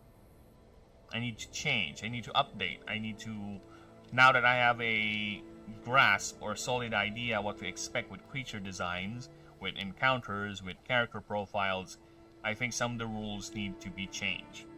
That's why we're doing the rewrites. That's why the new perks will actually be revolving around some aspects of the game I have not either conceived at the time of making the perk list, or things that I have not considered, right? For example, there are perks that I had to rewrite because some of them would involve more damage, but since power stat was not a thing by the time I made those rules, so I modified them to actually be considering power, or power will be the new basis now. Because power stat right here, PWR, this did not exist for a very long time. This stat, which basically adds flat damage to your moves, does not exist, and all damage will be just coming from the move flat. But I realized, if that is the case, a lot of the moves will be expired, quote unquote, by late game, because not all moves will of course be upgraded by the player, right? So that's not a good idea, because what's going to happen is a level 50 Darkoyusha versus a level 1 Darkoyusha will deal the same damage to each other. For example, if you did not bother upgrading any of their movesets, so they're just going to deal the same damage to one another, which is dumb, right? There is no clear differentiation between the levels. So that's why later in the development of this, I came up with the power stat, which is basically a flat addition to the damage the creature does. So a level 1 Darkoyusha versus a level 50 Darkoyusha using the same unupgraded move will deal very, very vastly different damage.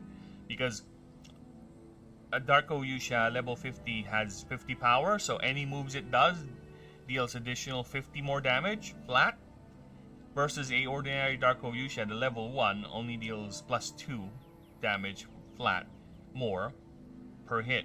So if it uses a 40 damage move, the level 1 will deal 42. If the level 50 uses the same move, which is 40 damage plus 50, 51, it will be 91 damage. So yeah, now you can see there's a clear difference between the levels, right? I don't like it to be a multiplier, because that's my main problem, especially with late game Pokemon, where the fight ends in 3 turns. That's it. Everything is one shot. I don't like that. I prefer the power fantasy to come from the game is you trying to build a perfect broken ass combo or a fun little combo. Right. That's the power fantasy I want. I don't like much the power fantasy of one hit KOing everyone, and that's it. Okay. Good for you. Where being in a bad matchup on the receiving end of that is not fun. It's not fun because there's nothing you can do about it. It's done. The fight's over. The moment you see what you're up against, there's no going back. You can't win. So I prefer if the fights would have an actual back and forth. Even if you're in a bad matchup, alright, you still have a chance to win. That is what I prefer. I like that. I like grueling fights that are actually fights rather than curb stomps, which, of course, will happen. It's an inevitability in the game because I will allow you to go back to lower level maps. Like, for example, if you have like a level 50 creature, you're normally capable of running tier 6, tier 7 maps, and you just want to go down to the first few ranks or few tier 1 maps just to see how good your creature is, go. There are missions for tier 1. Go right and do them. Go. Have fun. Curb stomp. But you gotta be advised that the reward scaling is gonna be that of a level 1. So you won't get much experience, you won't get much currencies and all that. But it's up to you. Again, my only job is to give you the playground. Alright? It's up to you how you're gonna play around with it. There's the missions. I pointed you to that direction. Right? If you want to go left, have at it. Have fun. Because that's how I play my games. Again, if I play an RPG, if you were to see some of my old streams back when I was still playing games, I mainly play RPG games. If the game is telling me to go to this town, I'm going to go the other way. I'm going to see how far can I push the game without it telling me to go right or left. That's why I like games at Skyrim. You know, for all the faults of Skyrim, despite that game having a very, very boring and very close to meh to bad vanilla gameplay, I love the exploration aspect of it. I love the fact that after the tutorial area, you're just free to do and go whatever you want. Right? I kind of like the same thing with this game too. It's the same idea, but expressed in maps or expedition nodes, where here's the main mission, and here are the expedition nodes.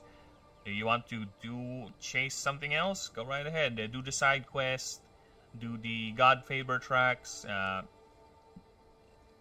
wait until the main mission or whatever, you know. But then again, once you actually do the main mission, that thing is going to be scaled to that low level, so don't expect it to be matching you for now, right?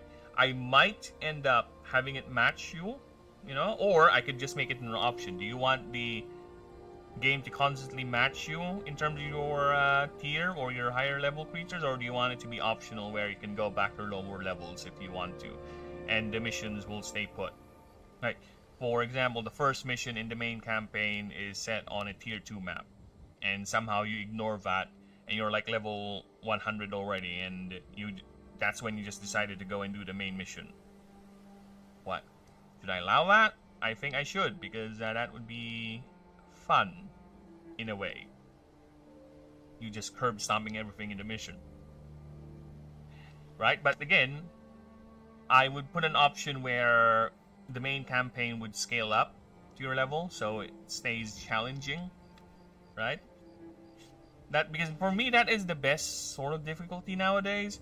Because a lot of games struggle with the idea, how are we going to make our game difficult? Or how are we going to do difficulty? A lot of games either just do it the lazy way and just pumped up numbers, right? Without actual real context as to how that works, right? Which, ironically, that's what I'm going to do with a lot of difficulty in this game. Is, to be fair, most of the AI behavior is going to be done by me anyway, right? So yeah. Because another way you can do difficulty is to have enemies have certain abilities or effects that are only available in this difficulty, and they're not available in that difficulty. For me, I think that's something I kind of prefer, especially in shooter games. But for RPG games, I think no, because it robs a certain player of a certain experience.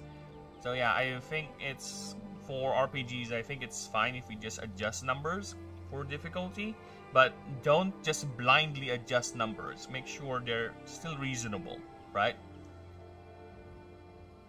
Make sure they're still reasonable, and don't just hump everything up, like everything deals more damage or something like that. Maybe just add a little bit of HP, or add another thing or something. Just,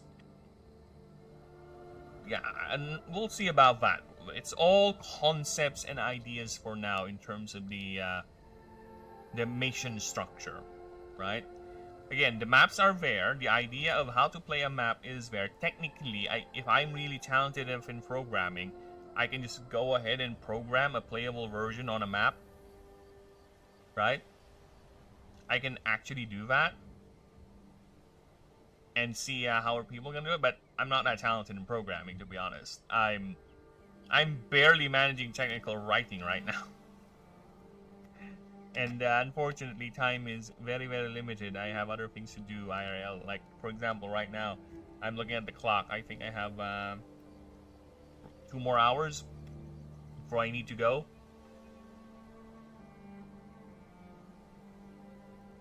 So we'll have to deal with that.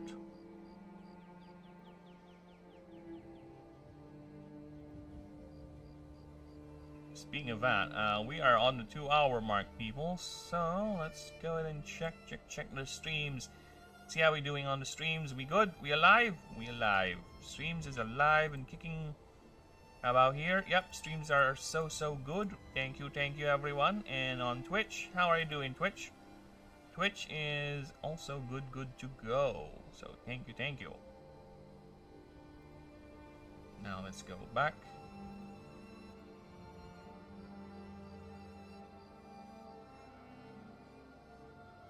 Where is my OBS? OBS!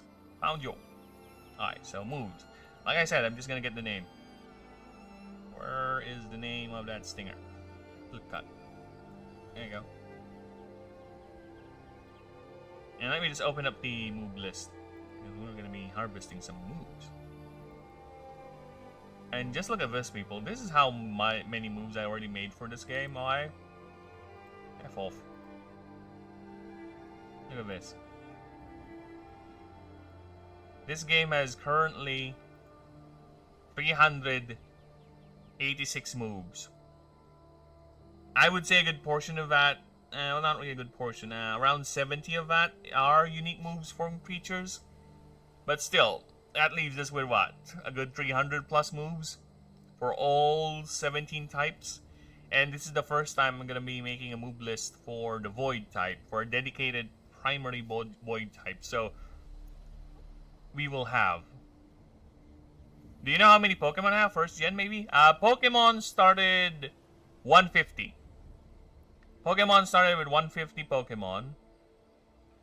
But the thing about Pokemon is their evolution lines is just a new stat improvement of the first. So their roster is a bit small, to be honest. Pokemon, if you're asking for the typings, I think Pokemon started with, because Darkness Steel were added Gen 2. Fairy was added Gen 5. So I think they started out with 14? Let's see. Fire, Earth, Water. Oh, Fire, Grass, Water. I'm gonna Filipino accent for on this, okay? So I can easily remember. So normal, flying, dragon, water, ice, fire, electric, rock, ground, fighting, psychic, ghost, poison, grass. So yeah, I think Pokemon started at bug. Yeah, so 15. Pokemon started at 15 types and now they're at 18, 19 technically, because they introduced a new type that is not that popular on Gen 9. I started with 17, but to be honest, it's only 16. Oh, Pokemon. I don't know actually. Let's see. Pokemon. Let's Google that. Total Pokemon moves are there in Gen 1?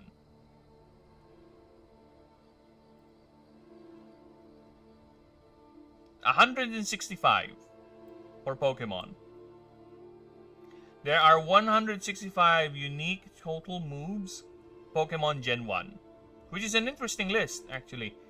A lot of them are generic moves actually, so just basically damage moves with one type. So you have your flat. Imagine this. This is how Pokemon moves work. Gen 1. Fire, water, and earth all have 40 damage moves. So imagine that's spread out. So next level, you have your 60 damage moves for medium game, mid game, all types. Then late game, high damage moves. So that's how the moves were in Pokemon. They don't have much. It only later on they had variety with how moves do. And to be fair, they don't have unique moves. They only have few unique moves with Pokemon. Now let's see currently, because I need to know too. Total moves Pokemon Gen 9. See? See? But this is like how many years? And because this is when Pokemon started expanding their moves. It's no longer simple damage this, damage that for that type. No, they actually added in effects. Like for example, there is a move called Snore, which is only usable if the Pokemon is asleep. There's a move called Swallow, then Spit, which is a move that can be used after your Pokemon uses a move called, well, I think Swallow, then Spit out. No, it's not. It's a different move. I forgot the name of the move that actually will allow your Pokemon to use Swallow and Spit out. So yeah, now, lately they've been complicated. Also, because Pokemon has a split damage typing. So Pokemon has physical damage and special damage. So in Gen 1 they don't have that. I think they split it on Gen 2 if I recall correctly. So Gen 1 they don't have it.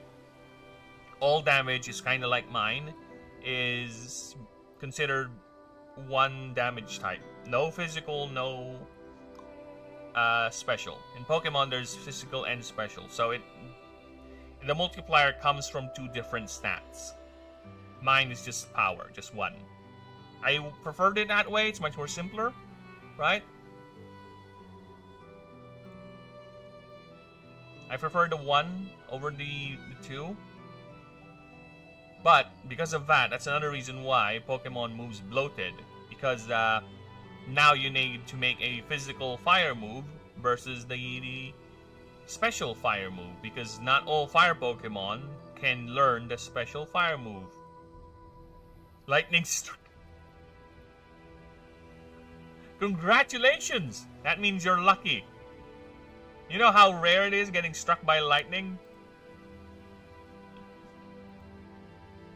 Dude, then I kind of don't want that. I am walking. Well, the rain has stopped, so I think, yeah, I'll be... most definitely be going out in a few. Never had that in Minecraft. Well, could be a mod, or could be you're very, very lucky. The closest thing I had to a lightning strike near me was it's me standing a few feet from a lightning strike hitting a branch. And it was loud, man. It was ear-shattering. I didn't even have time to react. My brain was like, what the fuck happened? I wasn't even started. I was like, what the fuck? That's it. It wasn't even a wild jolt or anything. Just, what the fuck? It's a simple what the fuck. And it's later that I realized, oh, something got hit by lightning. And I looked up, it's a tree branch. It's like, fucking hell. That could be me. Thank you, tree. Thank you for absorbing that hit.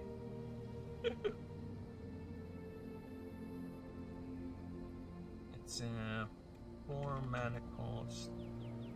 Void. Attack. Okay, I need to turn on the fan. It's getting hot. Hot, hot, hot, hot, hot. I'll be right back.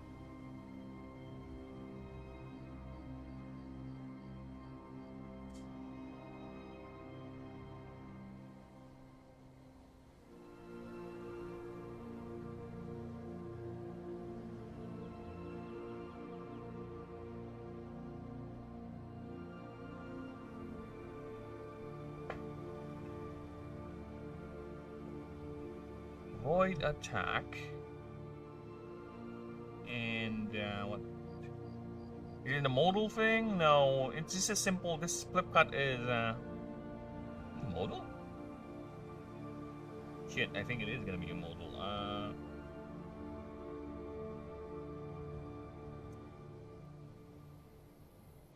Yeah, it's a modal. Fuck, the modal move. Alright, it's fine. It's fine. Modal. And it deals 20 damage. Very weak, but it is a stat move. And I think I'm going to make it 3 mana. It's a flat plus 3 void touch. With a caveat, if the target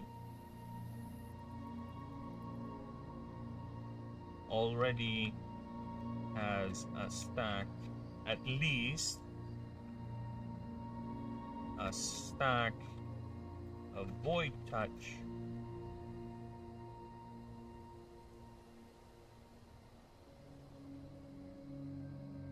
this move deals this move deals 20 more damage. Yeah, simple as that. It's a simple little nip move. Nothing further. Level up moves. There you go.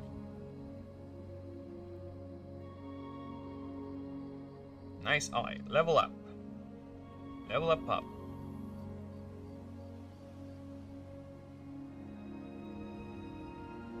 I think I saved this already, so let's go ahead and close it. I'll get back to it later. Do I have base type? How are we gonna do this? We are a swarmer, right? So swarmer. Where is the basic life HP drain move?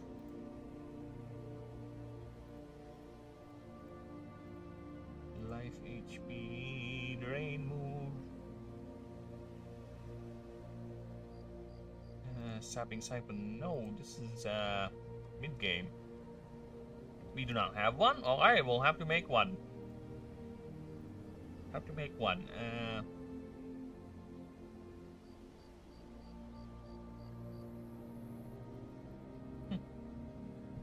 Well, Nimdal doesn't need it because Nimdal is already had the passive.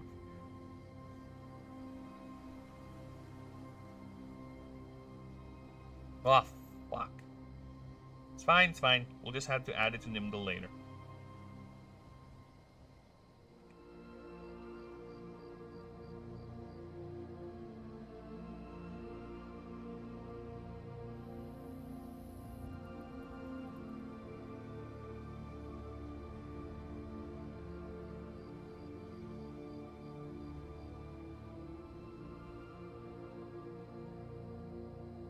nibbling brain. So this is a song I love to keep listening to every now and then. I think I played this once on stream and it got copyrighted. This one. The Fallout, the Portal 2 song. This one. But it is a good song either way, so I kind of want to share it.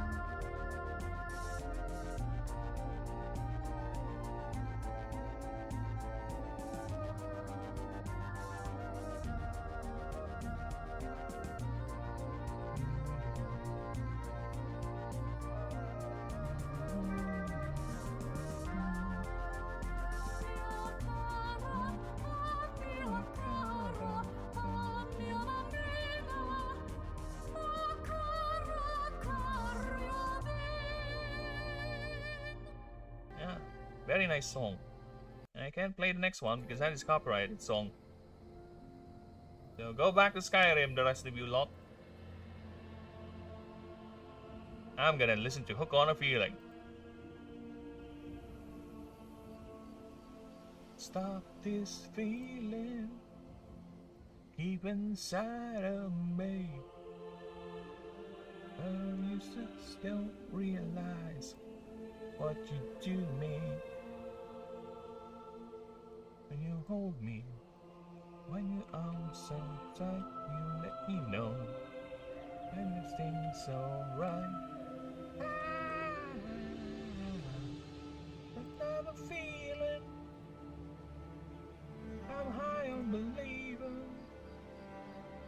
that you're in love with me. Just sweet as candy, taste is on my mind. Girl, you got me thirsty for another cup of wine. Not a fun from you, girl. I don't need no cure. I just spend your victim, so they can be sure. And you're good home, and you're all alone. Keep it up, girl. Now you turn me on. What I'm feeling, I'm high on believing that you're in love with me.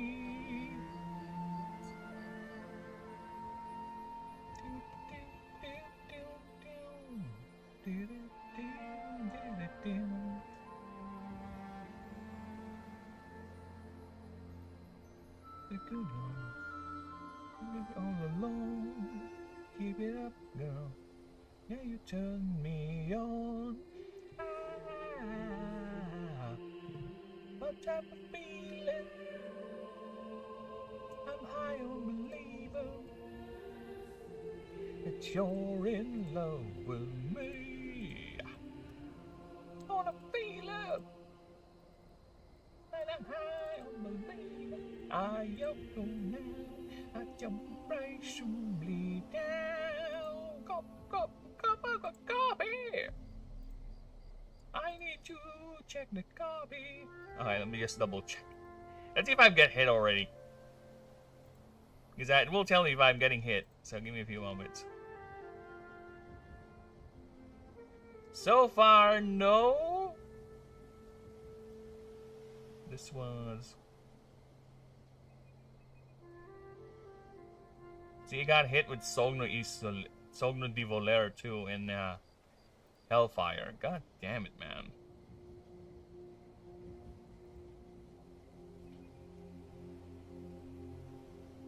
Yes, Sogno di Voler got hit. Oh well. Any song that involves lyrics, I can't play it. Even if it's in a game. That's the annoying thing. I can't do it. Because it's gonna trigger copyrightisms. Which, what can I do? What can I say? Such is the fate. Such is the fate of someone who is dwelling in this online space. Right? There are certain responsibilities someone must have. And it's understandable. Alright, so how does incursion work?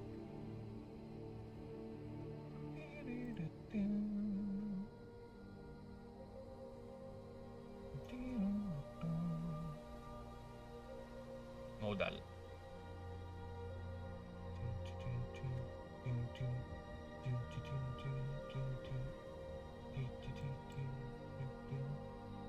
Ang ina 320. If target creature is affected, or rather has at least 5 stacks of void touch, this move has piercing. Dude, I wish we can autocorrect. It's gonna cause problems for me if you don't have autocorrection, you know. There you go. Actually, I keep on adding moves, yet I haven't even put in his unique move here yet. I know, right? Bad person.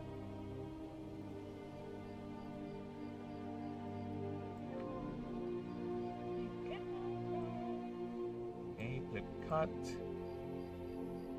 3 mana void attack modal.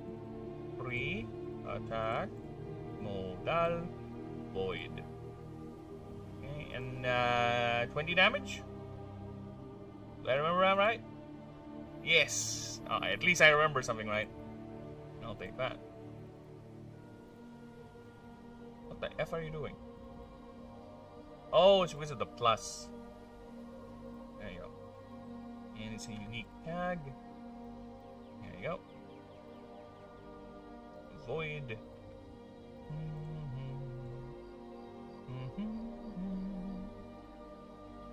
Okay, now back to the regular scheduled programming. So 16 is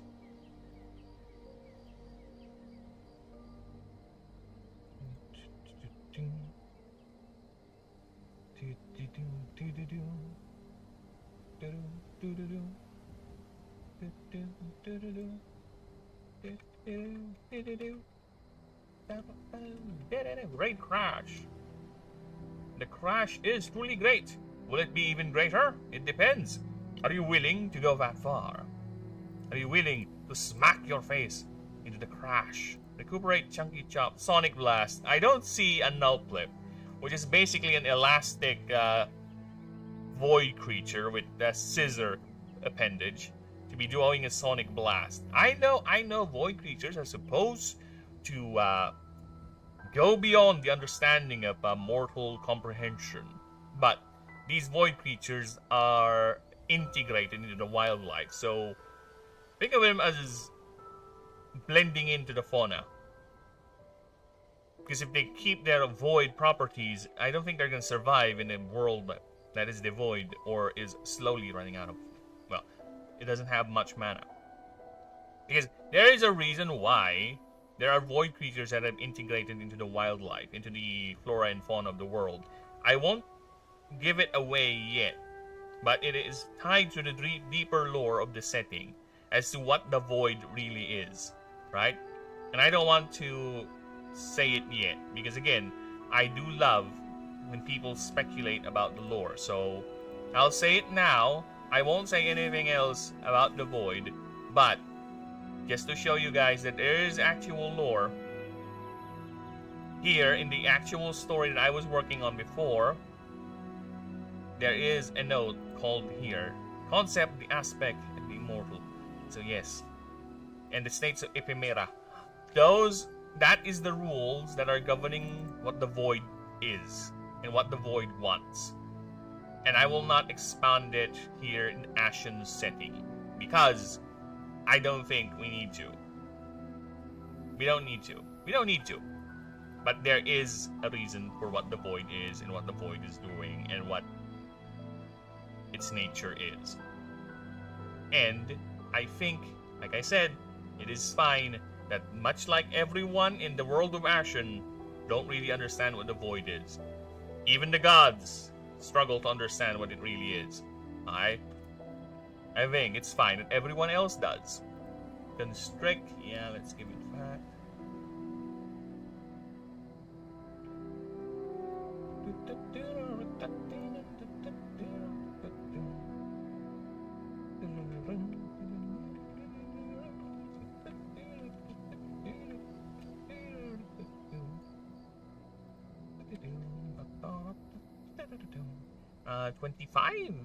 26. Coil up, regenerate, swipe, intimidate, crushing scrutiny, cleave, adapt is a good one. Yeah, adapt.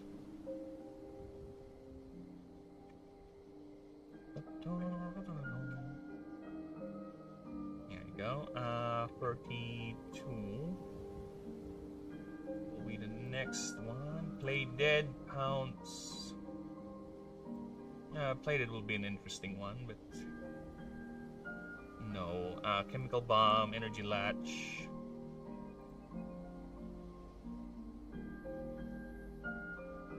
Oh yeah, energy latch. Let's do that. Energy latch. There you go. 39.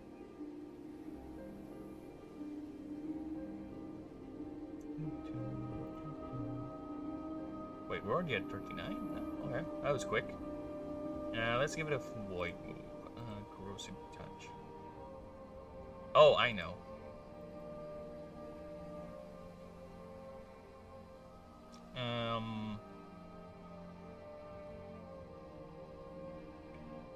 Destabilize. I think the destabilize. Destabilize. There you go. Okay, it's a 6 mana attack. No, it's fine. 6 mana wide. And it's a void move. Alright. It's a 60 damage. 50 damage. No. Oh, you know what? It's easy. Where is Life Bane? See this? We grab this, right? We grab that, paste that here, and change this from Gaia to Thaumaphurge. Thaumaphurge. There you go. God.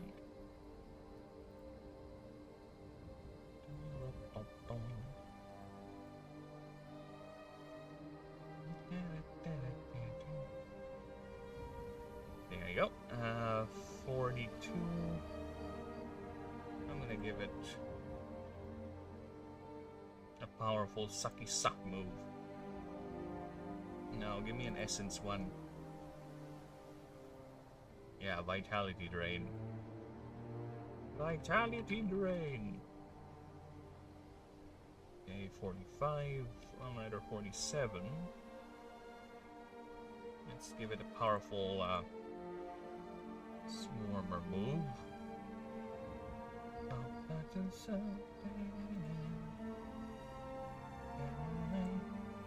Frenzy. Yeah, Frenzy is an interesting one. Let's give it that. Okay, and level 50, I needed a powerful Capstone Void type move, which I don't think I have yet. Null Crush. It's an interesting one. Yeah, let's do this one. No. No.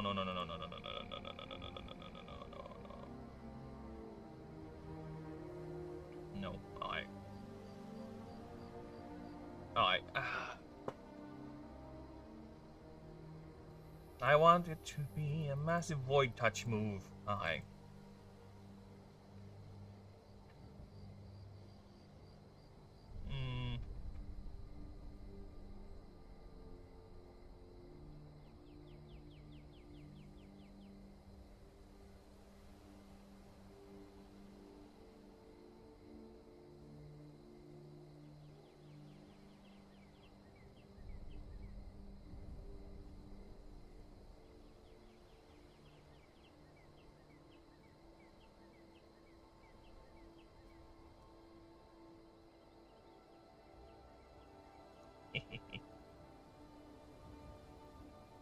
Attack. Nope. This is just straight. Okay, this is just straight. No damage. No nothing. Just straight up. Plus 10 Void Touch. That's it. No condition. No nothing. Just straight Void Touch. And that's it. That's all it does. There's a speck of Oblivion. Speck. There you go. And move 2 removes.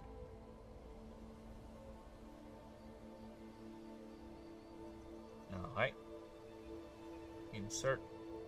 And I'll be right back. I'm gonna grab something to drink, alright? I am rather thirsty, believe it or not. I'll be right back. Every move you make. Happy.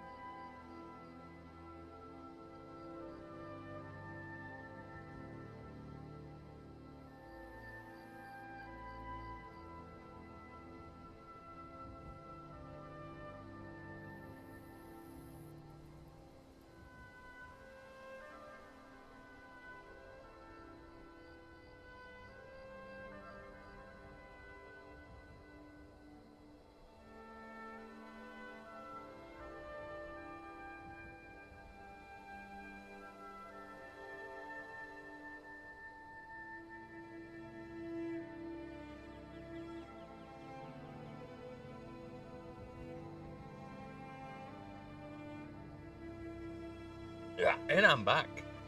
Aha! Grab myself something to drink. Grab a little bit of snack. And I have still an hour to go, I think. Close to an hour. Enough to draw something, because, to be honest, I don't have grandiose plans for Nulplip's creature drawings. Unlike Dracoyusha. And Dracoyusha, or Darkoyusha rather. Darkoyusha is much more complicated to draw, to be honest. Versus, oh shit. Alright. Alright, people. Let us bask in some good old Warhammer 40k music, alright? Let us bask in some good old Warhammer 40k.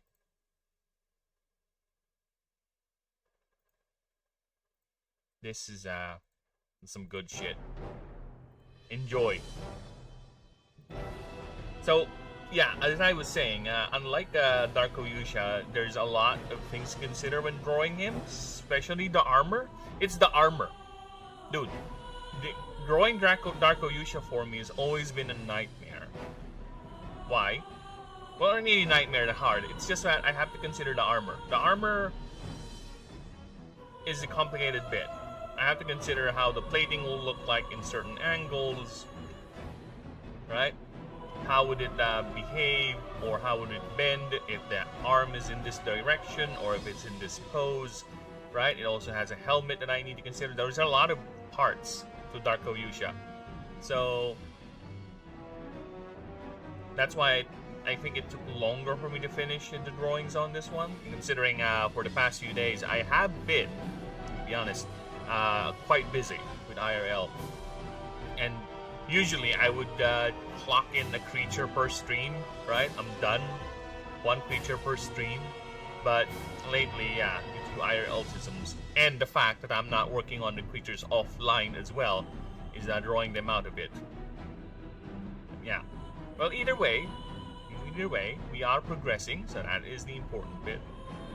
So yeah, I think, to be generous to myself, I think I'll be done at least with one or both drawings, and I'll just go ahead and do the creature profile offline again, just like what I did with Darkoyusha, if we get to that part. But in the meantime, let's shut up and actually start drawing.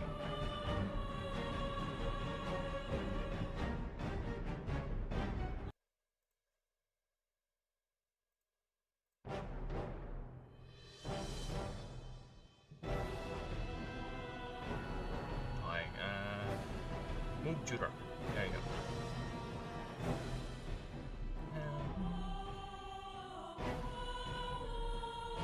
Engorging boy, then Null Crush. Okay, I don't want to make that mistake again, so let's go and grab that B. Paste that there. Let's grab this. Put that there.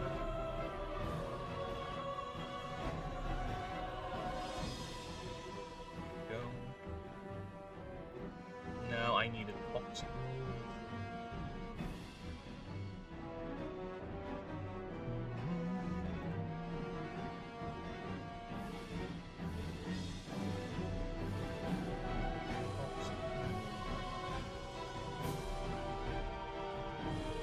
Yeah, poison ball.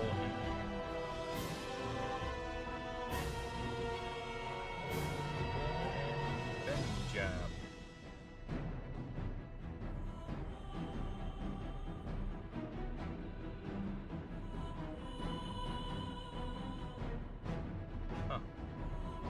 Functionally the same. The fuck?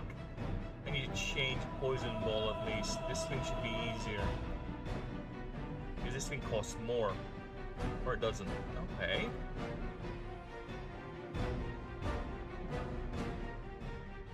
Venom Jab is 5. Poison Ball is 5. This deals 6. This deals 40. Ah! What? So the only difference between these two moves is the damage. That's what I'm gonna... Alright. I think one of them needs to be different. Yeah, I think I'm gonna make you seven stacks on a. And you will be the lower ceiling. There you go. Now you're functionally different. Venom Jab and Poison Ball. I'll grab both of you.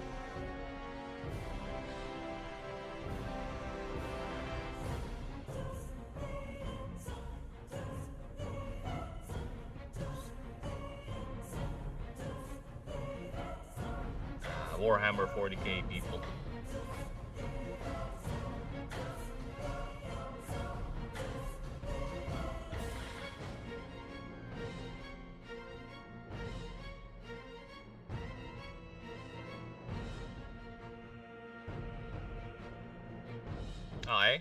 Me turning that off because the next music in the list is actually copyrighted music, so no. No, go back to Skyrim. I'm gonna enjoy. I think Moonlit Sonata is actually copyrighted. I'm not sure, and I'd rather not risk it because this thing is a long boy. This is a 14-minute song or composition, so I'd rather not. Raking slash.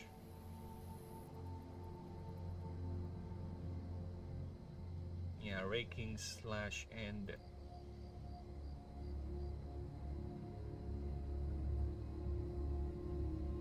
I kind of want to give it a bleed out. Yeah, bleed out. And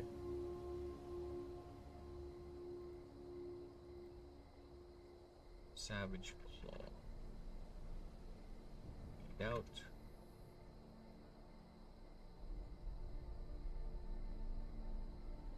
God damn it.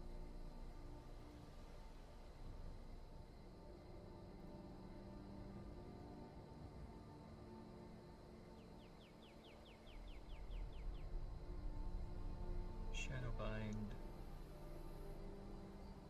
Darkness Umbral Form. Essence Move. Reach in. Dread Aura. Yeah, Dread Aura is a fun one. No, I don't think so. No. Whitehall Echo. Complexavite. Mortify, Grave Call, Jade Consciousness, Hex, Life Break, Spirit Slash, Defy, Rend, Earth types. I don't think Borrow is something you could learn. Yeah, Borrow, and Minimize is another one. Yeah, Borrow and Minimize. Borrow.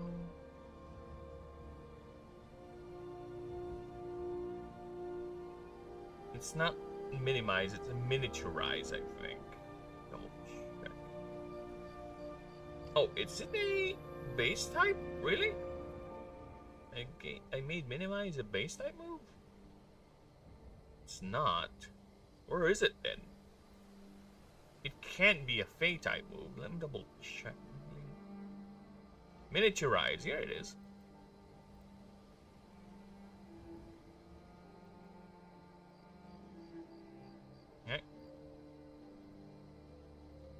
What else can we give them? Thermal Release, Fire Belly, Rain of Fire, Wrath, Flame Jet, no. No Fey type moves. Water type, not really. Earth. Martial types, no.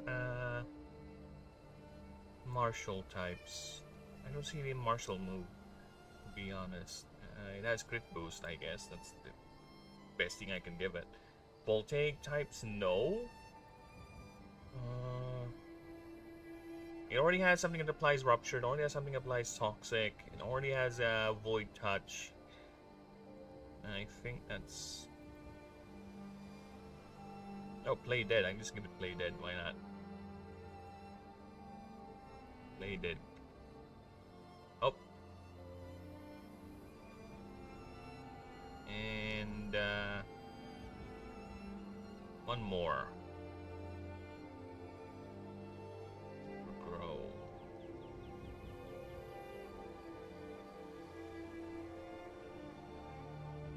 Reading Vine. Pull over. Pull over, get over here, the null pip said. Alright.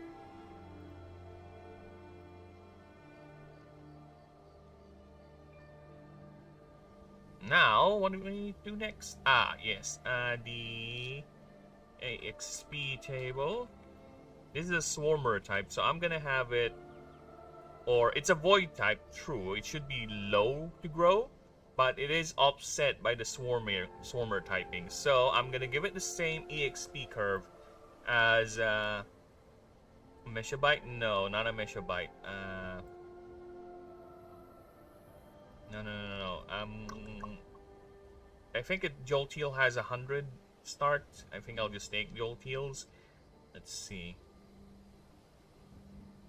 210 for a Hoaxawaddle. Jolteal, how is your EXP curve? Is it 90? That's actually too low. Fucking too low. We too low, brother. We too low. 750. That is a Proceratron. Skyracosaur is 200. How about for Miralops? Miralops is at 110. Anyone would have 100 base AXP curve, please. Anyone. 750 for Hekaspsyche. The Stretza is at 200 flat. Kamiku, what's your EXP curve? 120. Oh my god, is there anyone with 100 flat? Dude, I am 100% sure Tetri has 100 flat. 90. Ah, fucking hell. Too low. 100 flat, please. How about Modibi? Modibi, do you have 100 flat? Is this Modibi? No, that's Mad Rider. Modibi.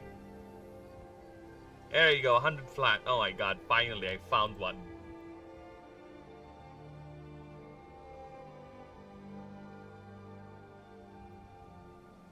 Okay. There you go. Resist table.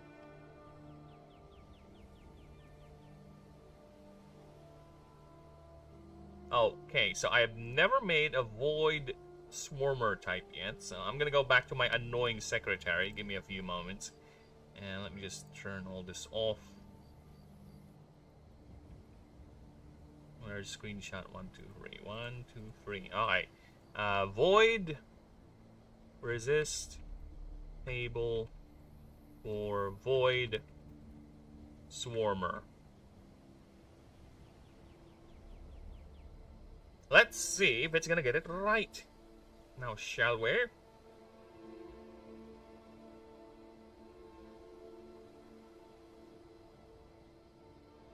Dude, I kind of want... Okay, we're gonna make a new move. Give me a moment. I'm gonna make a new move just for Dark Ryusha. It's not technically a new unique move, but it's something it learns. Ether, yeah, Fey, yep, Verdant, yes, Illuminate, 3070. Oh, yeah, I get what you mean. Yeah, okay. Yep, everything appears to be in order. There you go.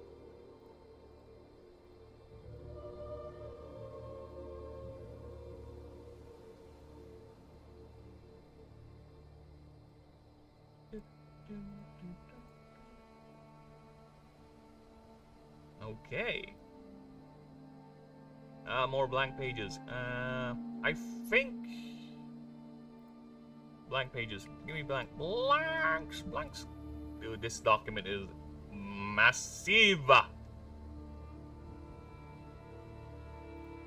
It's astronomically massive. Okay, habitat biomes. We'll deal with that in a bit. But first, I need to make Dark Ryusha's unique move. Alright, give me a moment. And do I have a Void Hunter? No, there you go. We have an Illuminate and Void type. Astral Slayer. Yeah, there you go. There you go. Let's give that to Dark Ryusha. Astral Slayer. Astral Slayer. There you go.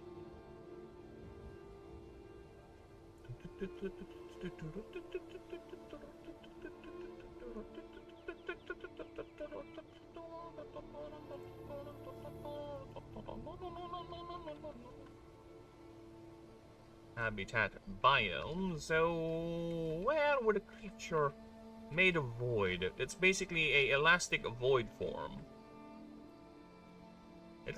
Little unassuming little void creature would live. Alright? I need my biome list. Sorry about that. Biome list, please. I have like a fuck ton of biomes. I think I have like 20 plus biomes now, and I'm still tempted to make more. For now, we'll keep it as is. Null flip, nakaka null flip, null flip, null flip. Alright, so let's see. Of course, it is in saturated zones. Saturated. And mana storms as well, because it is a void form. It thrives in mana. Mana storm. Okay. Warscapes. Baron? No. Warscape, yes. Warscape.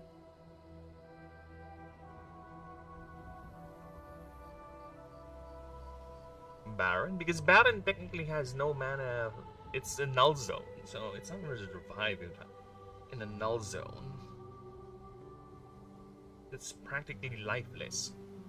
Lush rolling hills, secluded glade, no. Lava fields, no. Rocky crags, no. Riverlands, great plains, decimated ruins, yes. Decimated ruins. Tropics, mistlands, no. Crystal fields, yes.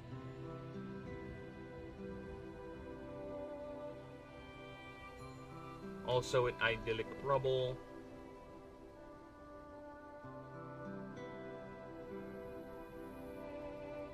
Forgotten Vale, Riving Terrain, of course. Riving Terrain.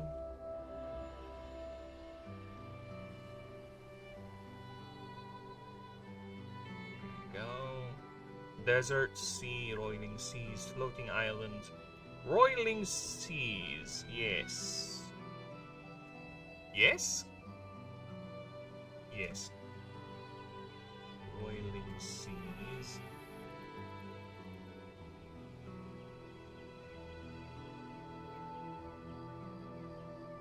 Floating islands, blood sea, swamp archipelago, underground, toxic bulb, sunspire ruins? No. Static waste, bone orchard, hollow reef, whispering steppe, drowned cathedral, sanguine gravity well, yes. Gravity well. Petrified forest, coral bloom, chronofen, ember glass. Yes. Ember glass. I forgot. Flats. Oi! Get off my flat! Rarity. Rarity? It's common, actually. Very common. You'll love this guy. He's so common. Okay, next is the Ascension line. Ascension line. So here, people, what you're about to see is the ascension, or rather the growth of this magnificent creature. Okay. Give me a moment, though. Okay, so first we have the null flip. We have this little unassuming, beady-eyed creature. Very easy to draw. Right?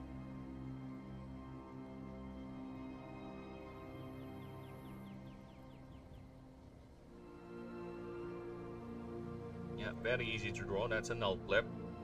Right. Next is the donkey hog.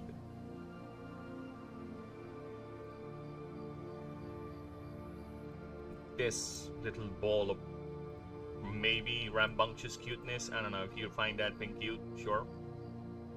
But it does behave like a dog. Like a big void form dog. There you go. Next is the Shrubby Mummy. There she is. Or there it is.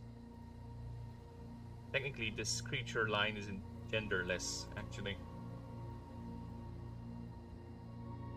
There you go, the entire void type ascension line.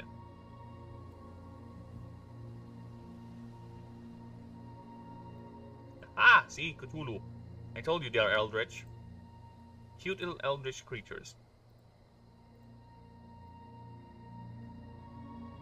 When I harvest my grain, I realize my life is very plain. Perfect for Amish like me. But it rings like electricity. Milking cows. You're giant. Take a plows, fool. Plowing so long, even Ezekiel thinks my mind is gone. A land I'm into discipline. And a beard on my chin. Chores and you finish dying. Like it's $15.99.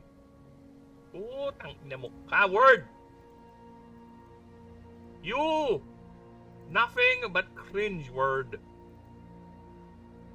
Paradise. Sacrifice. Paradise. Ay, word. Why is word so painful to work with?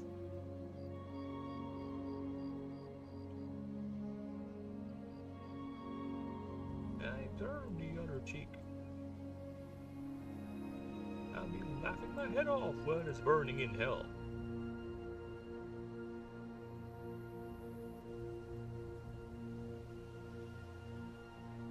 A cool hat. Look on it, black fool. No the tears. Minimum level. Technologically impaired. In the luxury of its console, the baby that can break. And the most eyes in the knowledge paradise. The liars of the knowledge paradise.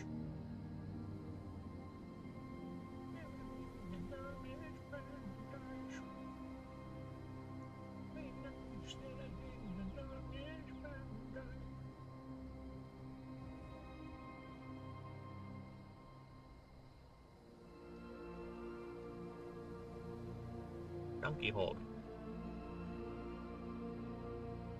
Did I spell it right? Yep. Nice.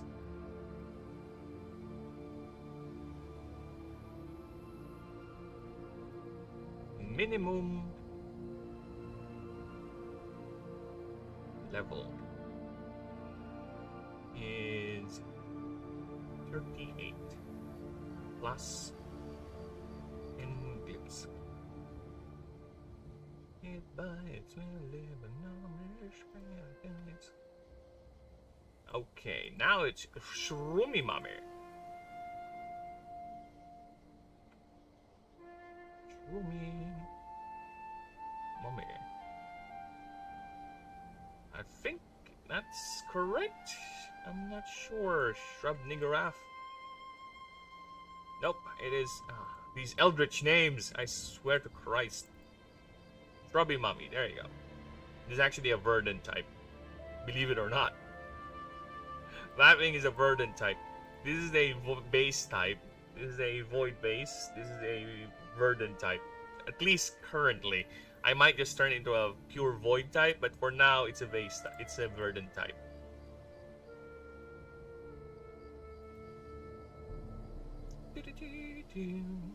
Okay, so wow, that was quick. Creature profile time. So let me go ahead and power up my drawing app, so we can go ahead and get to profiling the creature.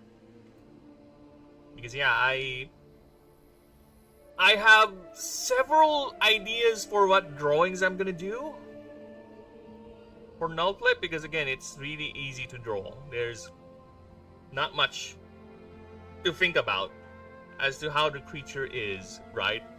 It's just that. There's nothing else I need to think of or, do with it. It's just that. So I think I'll be done by the time I'm over. Alright.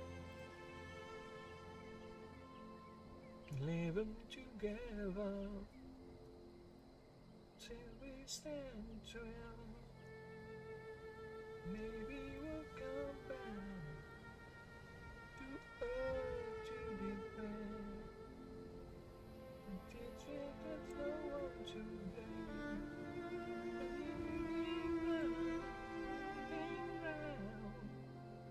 Be the same again. Nah. It's the final countdown. Final countdown.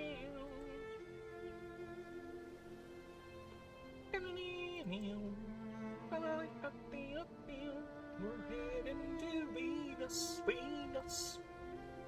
There is that well. Have you been to see us? Just like a fall, yeah. It's still a million years to go.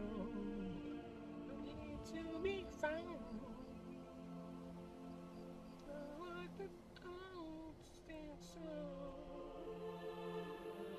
It's the final countdown.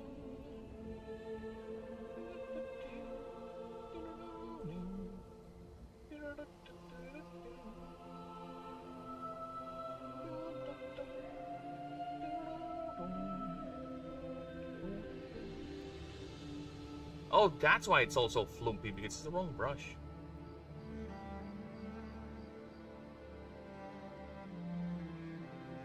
Oh, what is this? This is not a null clip. You'll see what I've done. I guess give it a moment, because I will be drawing a complicated creature here. Actually, I'll be drawing a Kamiko, but you'll see. You'll see. Give it patience. Patience goes a long way, people. Patience. So I just need to grab his color. Okay. Fuck off. Shut up.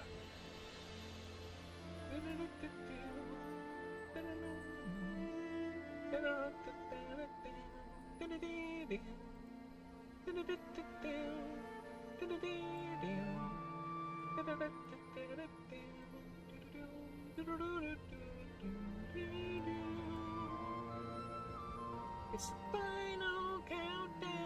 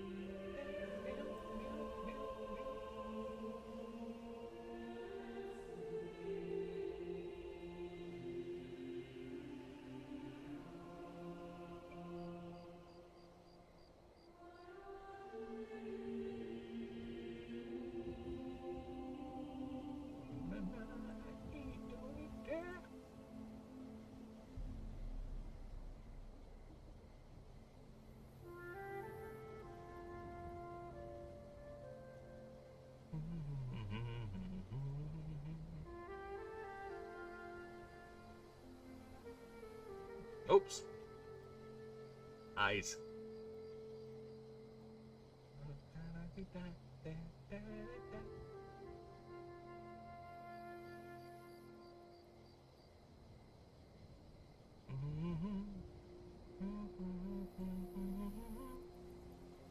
You're seeing the idea now, do you?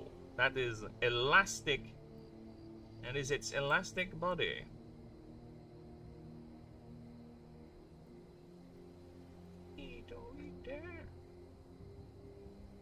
I told you. Patience. You'll see what I mean. Give it a few.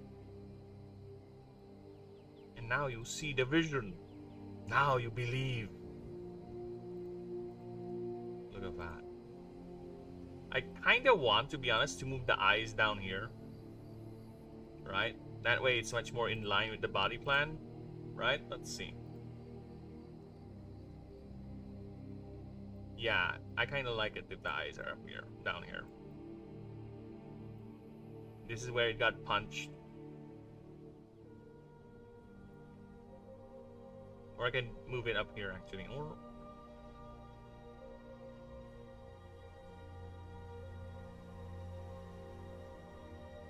yeah, I think I'll... no, I'll move it over here.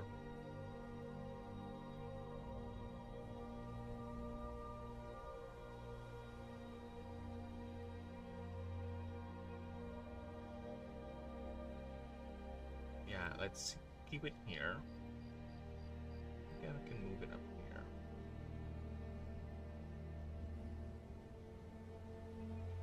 Yeah, okay, that's better.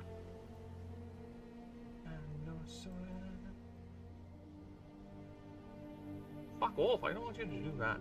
Chill.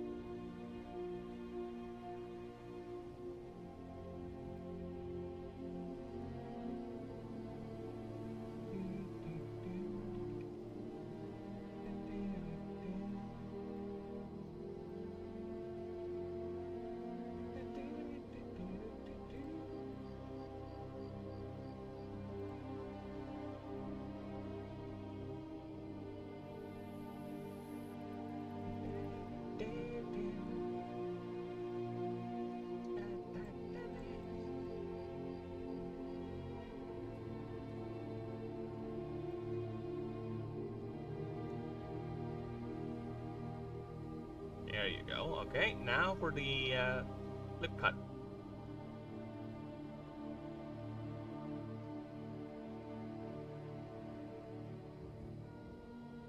Should I draw it like that? Or should I draw it over here? About to sting the... yeah, let's do that.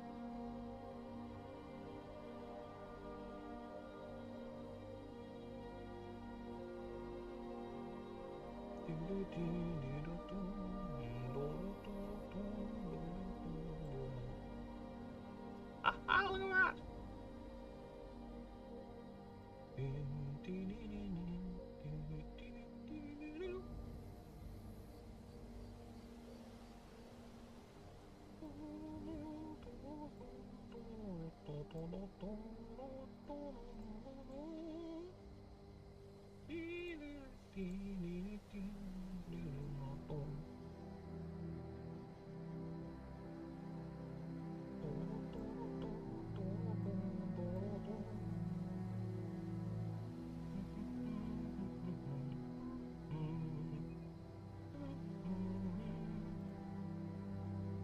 Okay, now I need a Kamiku because this thing is this thing got punched by a Kamiku.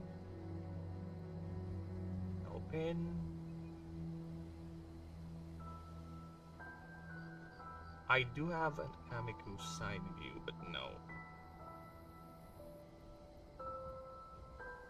Nice, so I need you.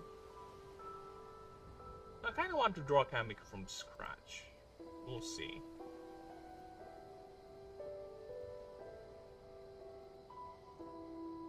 Ah.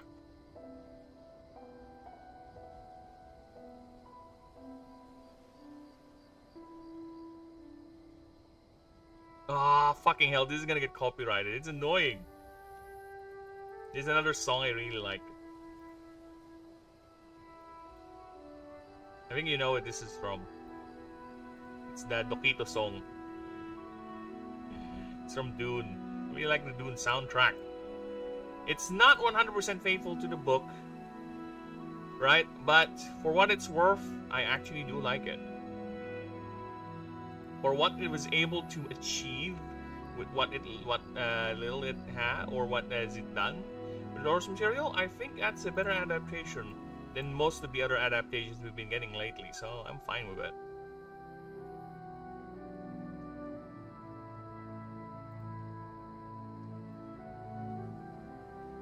Keep aspect ratio and let's expand that.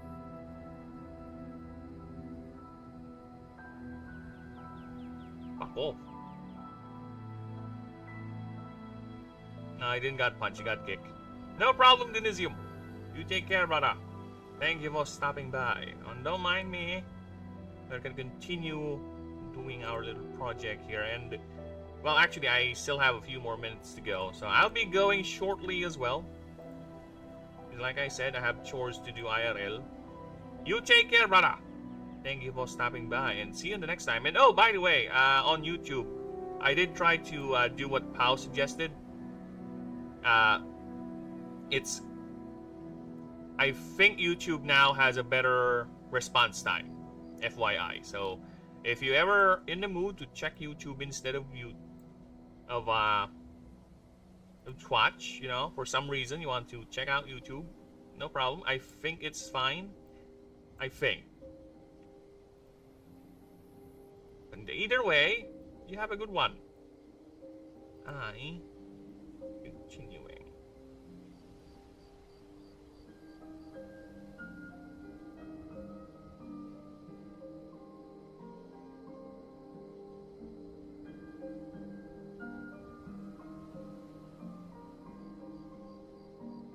Anime mouth time. Ah, fuck me. I have to do this separately over here.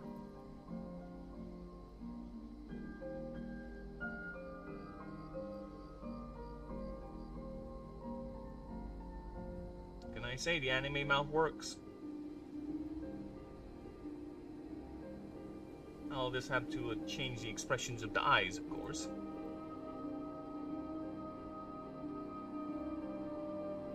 And that.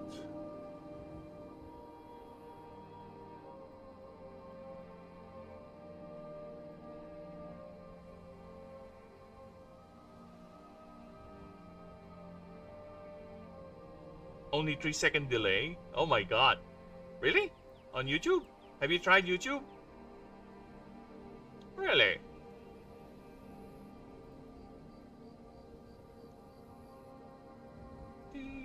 Ah, another song that's copyrighted I kind of want to share. God damn it. On YouTube compared to here.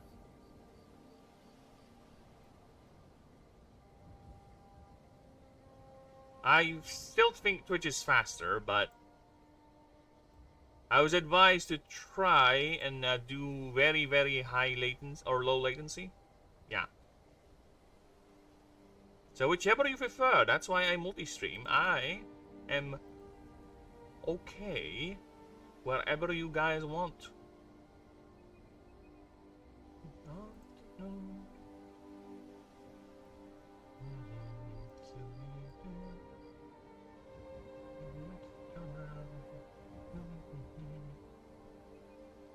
No problem, man. You taken care of. No problem. See you next time. I'll be here. I'll be finishing this drawing, so we'll get to creature designing.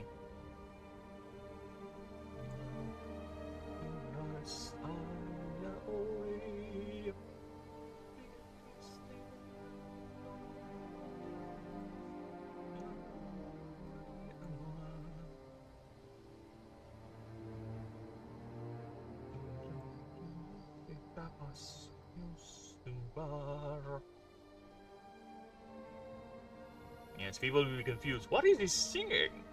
You will never know. You are relegated to the fact of listening to the Skyrim theme forever, for you are not worthy of hearing the song that I sang.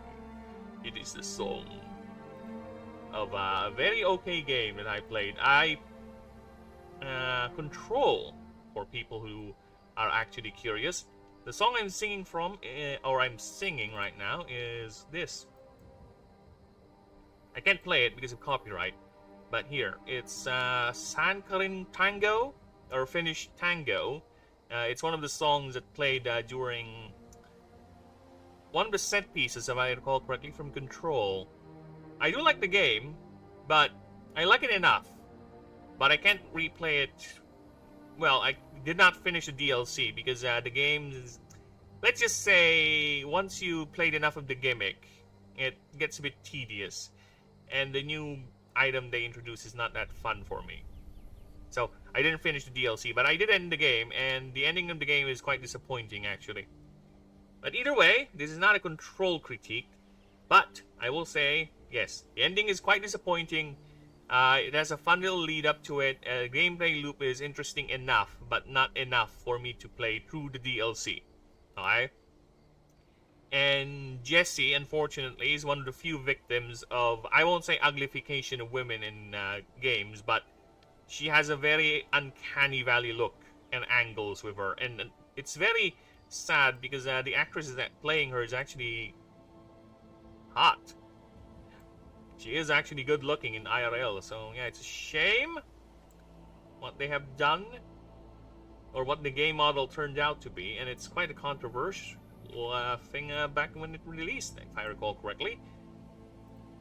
So yes, it's she got the unfortunate fate of being one of those female protagonists that got too much victimized by the engine where she was translated into, or by the game.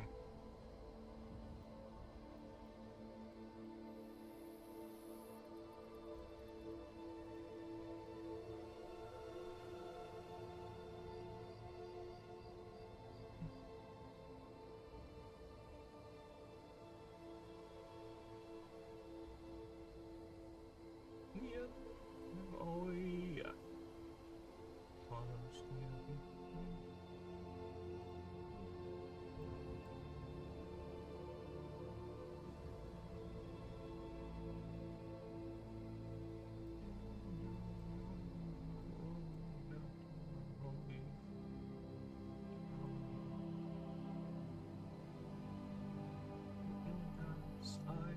Boy.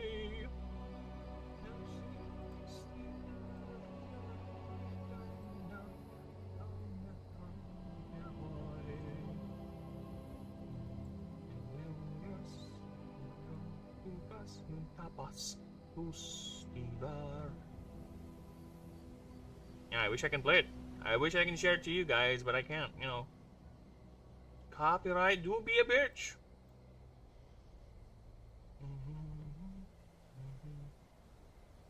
Tapas.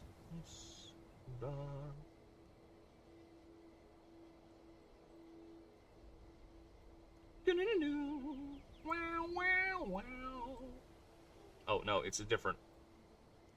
Again, another song I can share. When away I lose my walk, I'm latest man. No time to talk. I wish, but even by singing it poorly, I'm running the risk.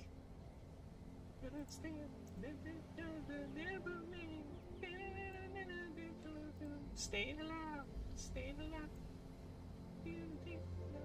staying alive, staying alive, staying alive, staying alive, staying alive.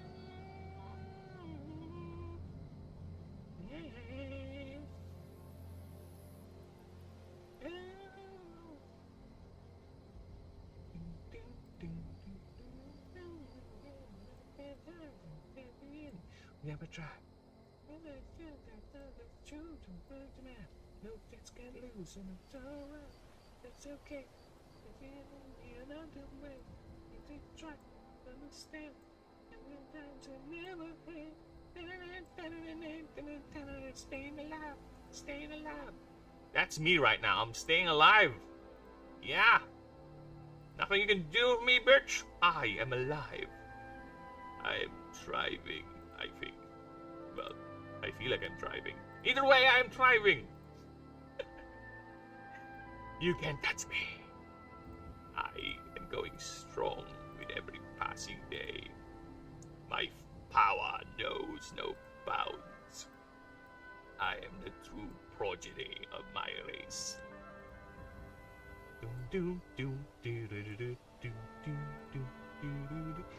Yes, I used to have a dream of wanting to be a voice actor. But as I grew older, I lost my capacity to do other accents and other things. So, and also, I heard it was a cutthroat industry that's quite hard to get into unless you know people. So, yeah.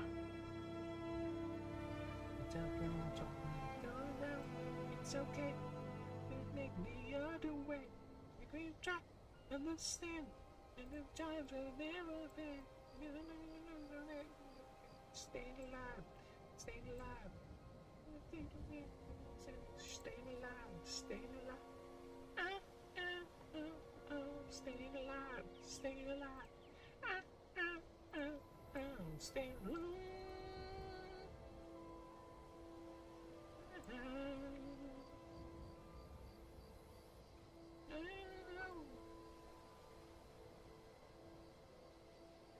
Cold technique, people. There you go. See? Look at that. Gonna make that look seamless. Make you can.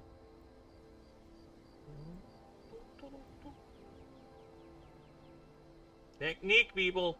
There you go. See? Now that looks seamless. That's how we do it in my leagues. I don't know how the big leagues do it, but in my league, that's how we do it. The Birb League. The League of the Birb.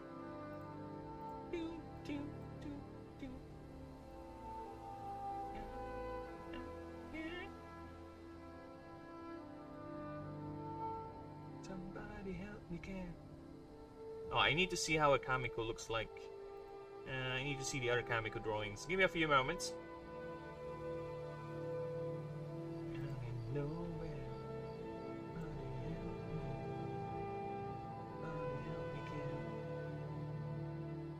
I need to see how they look like on the sides, just to be consistent.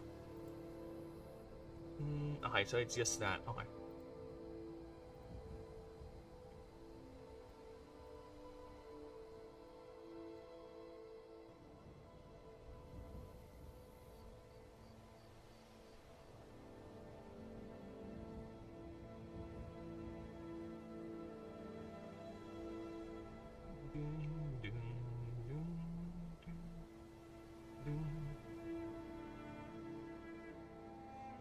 Think of layers.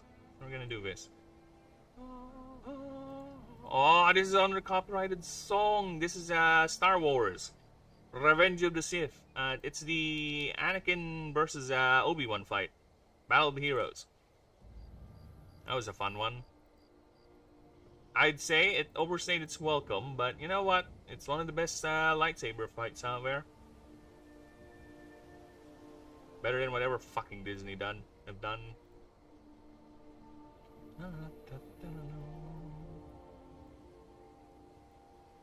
For all the faults episode 3 has, you know, it's the best of the Lucas trilogy. We gotta accept that fact. It is the best of the Lucas trilogy, of the prequels. There's nothing we can do about that. I said this before, I prefer if Star Wars, the prequel series or movies, actually start episode 2. Or somewhere in between episode 2. Anakin and Obi-Wan are already established friends, mentor, master sort of thing. If they want to do the Qui-Gon shit, they can just go ahead and do flashbacks, whatever, right? But for me personally, I prefer they started there, just them already established, master and pupil.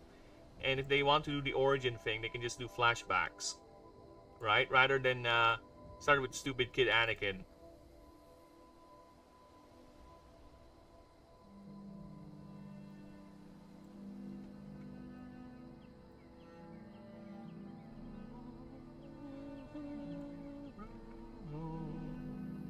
that way, when we get to see his fall, it's much more impactful because we get to see them actually working together. They're going on adventures and all that.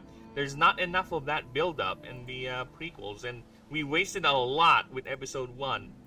We did. We really do. That was the entire episode 1 is one massive waste of time, to be honest. That whole plot thing. Should have not done that. Should have started with Obi-Wan and Anakin going on adventures. That is a much more stronger start, to be honest. Started with 2 Jedi doing a mission. Then you find out later after the scene, you know, after them doing all their... Oh shit, this is Anakin and Obi-Wan, right? That's how I would do it. But then again, I'm not a multi-million-dollar director.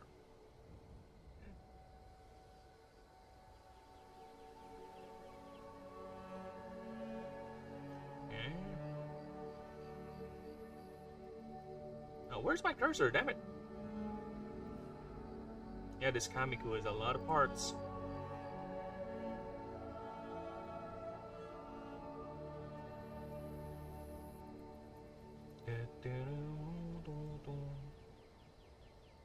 Wanted into black. Anymore, I wanted to turn black. Not seeing nothing around me, summer clothes. My head into the darkness rose. See now, into black.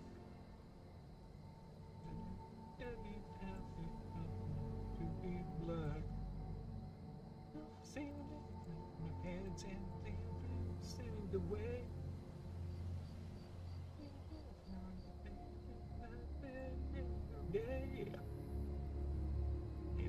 Look at that! Oh my god! Oh, I'm starting to like this drawing. Look at that! Oh shit! That Kamiko's being badass. Fucking kick the shit out of a null flip. I thought this is a null flip drawing. Why is there a badass Kamiko kicking a null flip?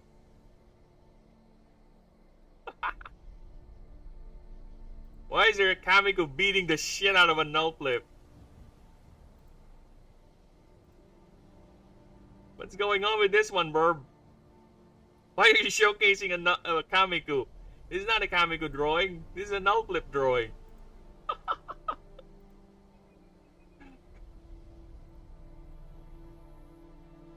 This ain't a Kamiko drawing. Why are you showcasing that creature? I think you're doing the wrong creature, man.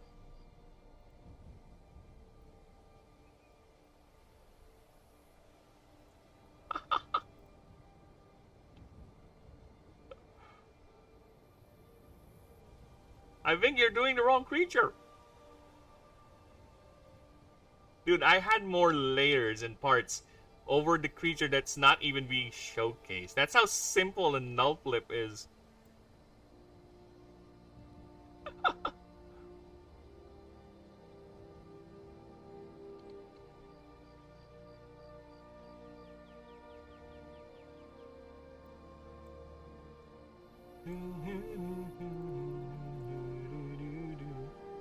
Your face, black as gold. Black as hell. Your face.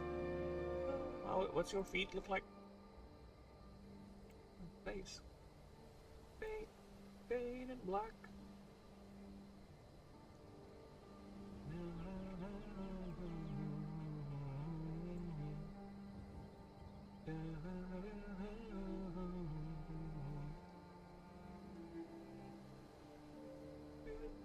Dude, why is the Kamiko being badass?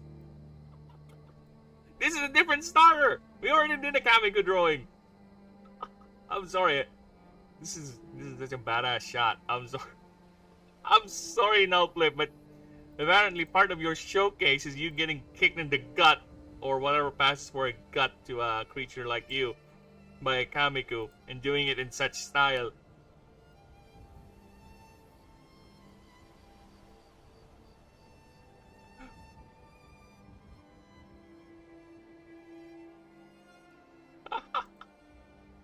not my fault the fucking Kamiko can pull off these moves. Alright, it's not my fault.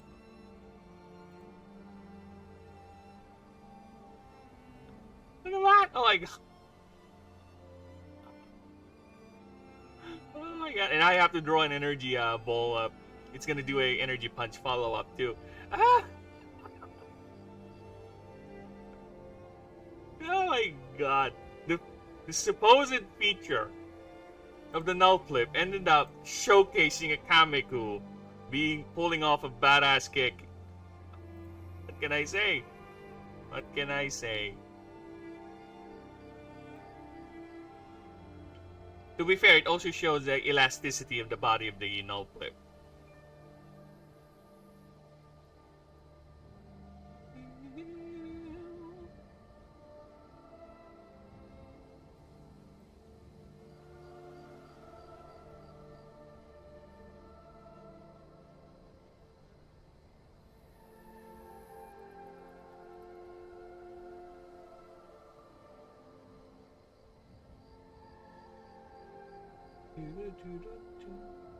Con xoay lắm thì con quay lắm một chiếc cái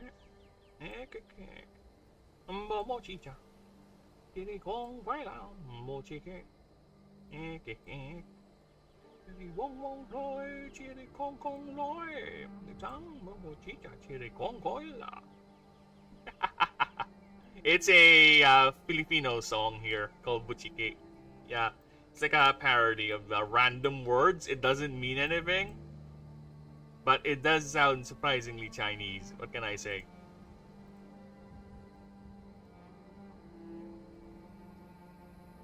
Look at that! Oh my god, look at that.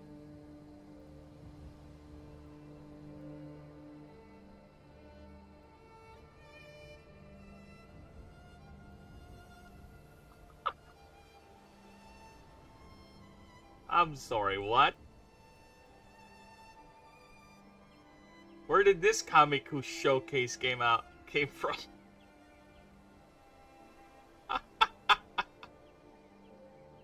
Stop speaking cock. No, I'm not speaking cock. How dare you? Alright, Snakes. You know what, Snakes, for you, I'm gonna risk it. Alright, I'm gonna turn off the Skyrim music. Alright, we're gonna play this just a bit. Not totally. So Snakes can learn some Filipino culture. Alright, here's some Filipino culture for you, Snakes.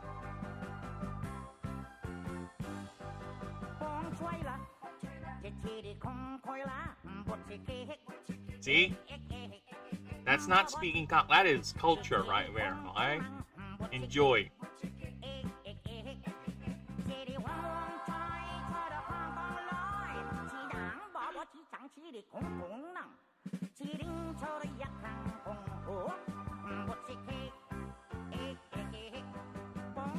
It has no meaning, okay? It's just random words. It's just random words. It has no meaning whatsoever.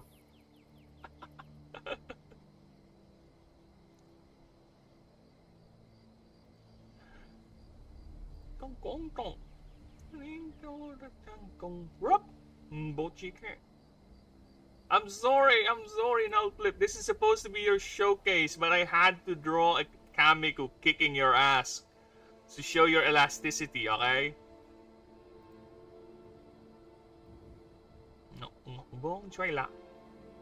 No, please. Why? See, this is racism right here. Look at this man. Look at this man. He refuses to accept culture. Such a narrow-minded approach to life.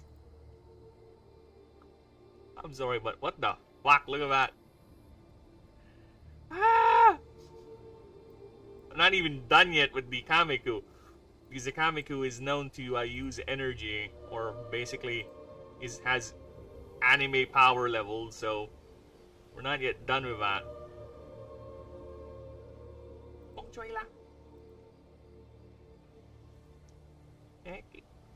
Well, either way, how you doing, Snakes? How you doing, man? Hope you're doing good. You caught me at an interesting time, because I'm just finishing the drawing here, and this guy is Swole. Okay? He is shiny and chrome. Yeah, mochiki. Mochiki. Yes, he is shiny and very, very chrome.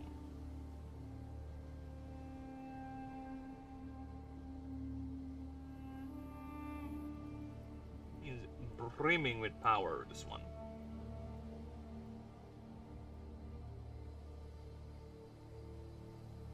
It sounded like North Korean song praising the great leader. It is what you will, Snakes. It is what you will.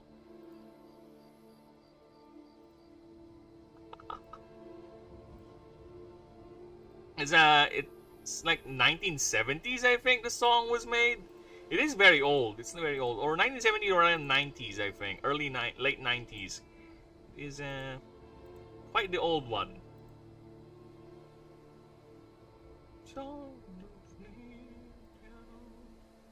And if I'm gonna praise a great leader, I would do more than song. I would sacrifice my family to him, because for without the great leader, there is no family and there is no point in living, right? So to show my devotion to the great leader, I would sacrifice my family, starting with my annoying wife.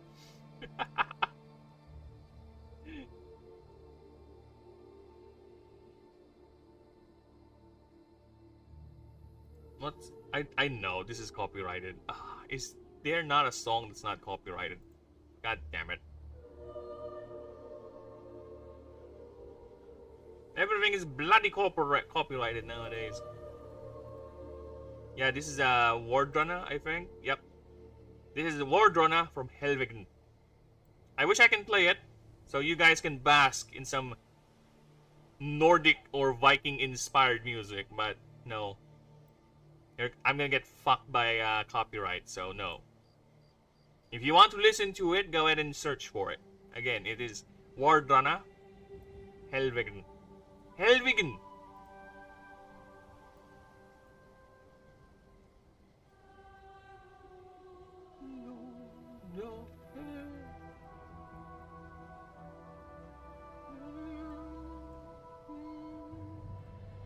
I hope either way, Mr. Snaky Boy, I'm doing good. I'm doing fantastic. Because I just drew a badass picture of a Kamiku kicking ass, okay?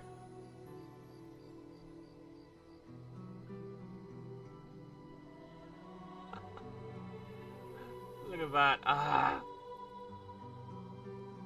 And I'm far from over too.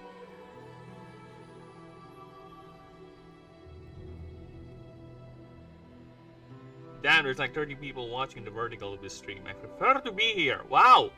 I don't look at my my thingies, but thank you. Hello, lovely lurkers. Hello, welcome. I hope you're having fun. I hope you find this stream to be quite entertaining. Alright, thank you. Appreciate you all being here. Thank you. But yes, you're alone in regular. This is the elite chat. Alright, this is the elite version. This is for people who are members of the illustrious PC master race. Alright. I am a very accommodating person. I allow everyone and everything of many stripes and many backgrounds. Alright. This is true diversity right here. This is true diversity of thought. Alright. Everyone is allowed. I am accommodating. Alright. Respect is freely given to those who deserve it. Okay, so let's do a kick. Now it's time for action line. So action line for the kick. Sorry. So fucking badass.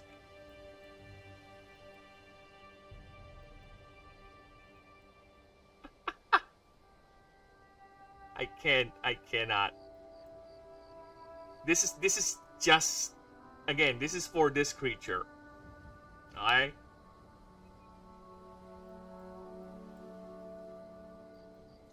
The idea is to show its elasticity and how well can take punishment, but the fucking creature that's delivering the punishment has to do it in the most badass sort of way. Can you help it? Can you help me? It just happened to work like that. My initial idea was to have the Kamiku do a punch, right? It ended up turning into a kick, and fucking hell, this kick looks badass. I must eat chimkin now. See you later, Birb. No problem, Snaky Poo. You go ahead and eat and enjoy them delicious chimkins. You have the bestest eating chimkins of your life. You have a good one, brother. Smooch, smooch, smoochy. Right? So, okay, so let's go ahead and layer that. Oh, fuck. Put that into one group. There you go. Okay, now it's time for lay shadowing. Sorry, I still can't help it. Alright, this is the just to give you guys an idea. This is the martial type starter, right? If you're gonna go for a fighting type equivalent in my setting, this is the starter for it. I would say it's like think of it like Son Goku sort of thing, right? It contains a lot of mana. It converts mana into raw physical power, but it's also capable of projecting that mana into energy-based attacks. And by energy-based, I mean it can do this. Alright, this is the creature that is currently beating the ass of my null blip. So it's basically two starters fighting each other. Okay, so it's the Void starter absorbing the hit with its elastic body, because again, this is how a null blip looks like, right? This is how a null blip looks like normally by default, and it got kicked, and its body just morphed to absorb the blow, right? It doesn't even look like it's hurt. Right? See, look at that. It's still beady eyes and everything. So it doesn't look like it got hurt that much by the Kamiku's kick. Even though it did it in the most badass fashion possible.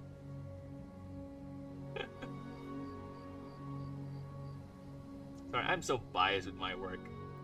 Is that wrong?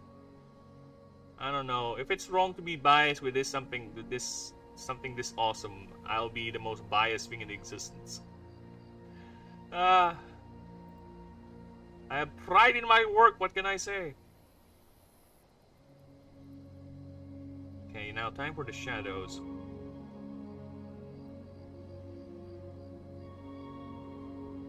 Dude, this is another song I can't play. Alright? This is Smoke Weed Every Day, and there are word choices in this song that's clearly a no-no nowadays. These are words that you can't even say even with proper context. Okay?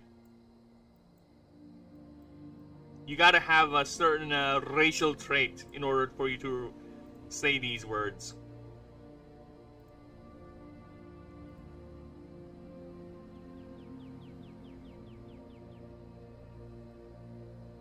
Na na na na na.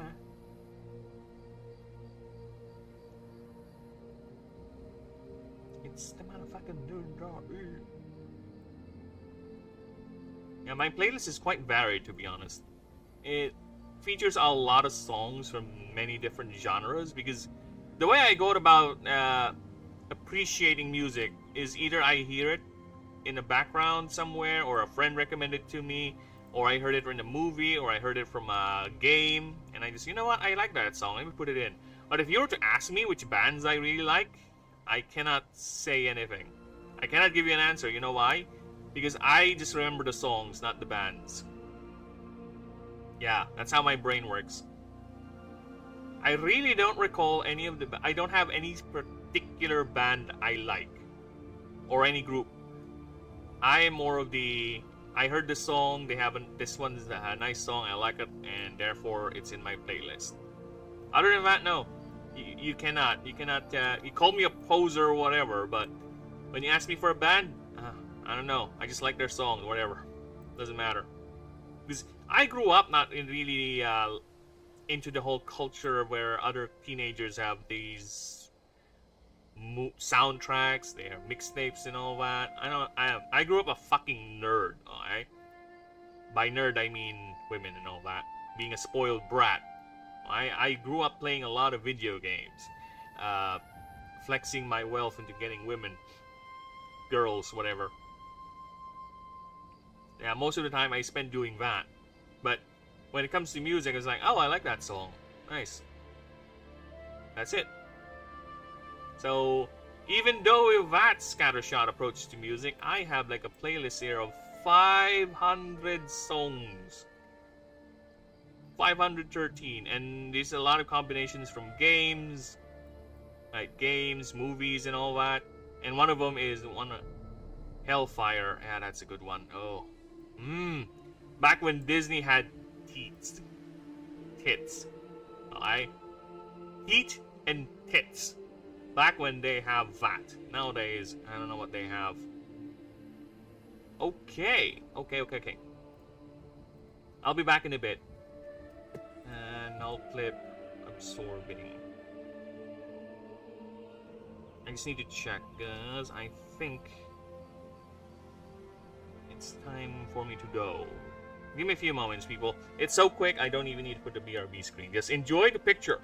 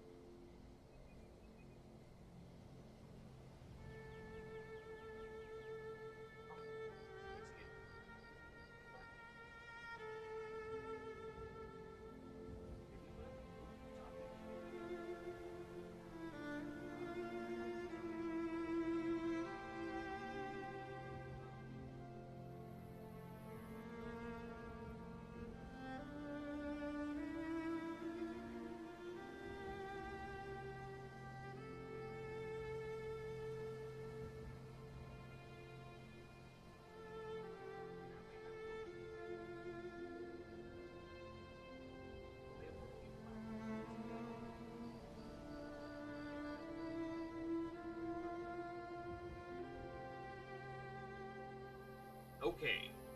Confirm. I gotta go. It's close to 8 o'clock or 8 a.m. here, so let me just save this. And I don't want to be walking late because this is a tropical country, people. You know what tropical countries are. It's either very hot or very cold. And the rains are done and the sun is now shining so brightly, or it's gonna burn my sensitive skin. No, I have rich boy skin. I already have it ruined. My once pristine white skin. I have a boundary, okay? You can clearly see where the sun-baked skin is and where the rich boy skin is. There's a clear line. So yeah, so I'll be going now. And again, people, I'll be back maybe tomorrow or later. Just go ahead and do that liking and subbing and all that amazing shit. I appreciate everyone being here, all you lurkers, all you lovely viewers, everyone who chatted, the snakes, Denisium, all of you drawing a new gargantuan, everyone, GV3 Matas and Elizabeth Mesa, again thank you for the subs and everything. See you guys next time. Toodle loonies. Bye bye.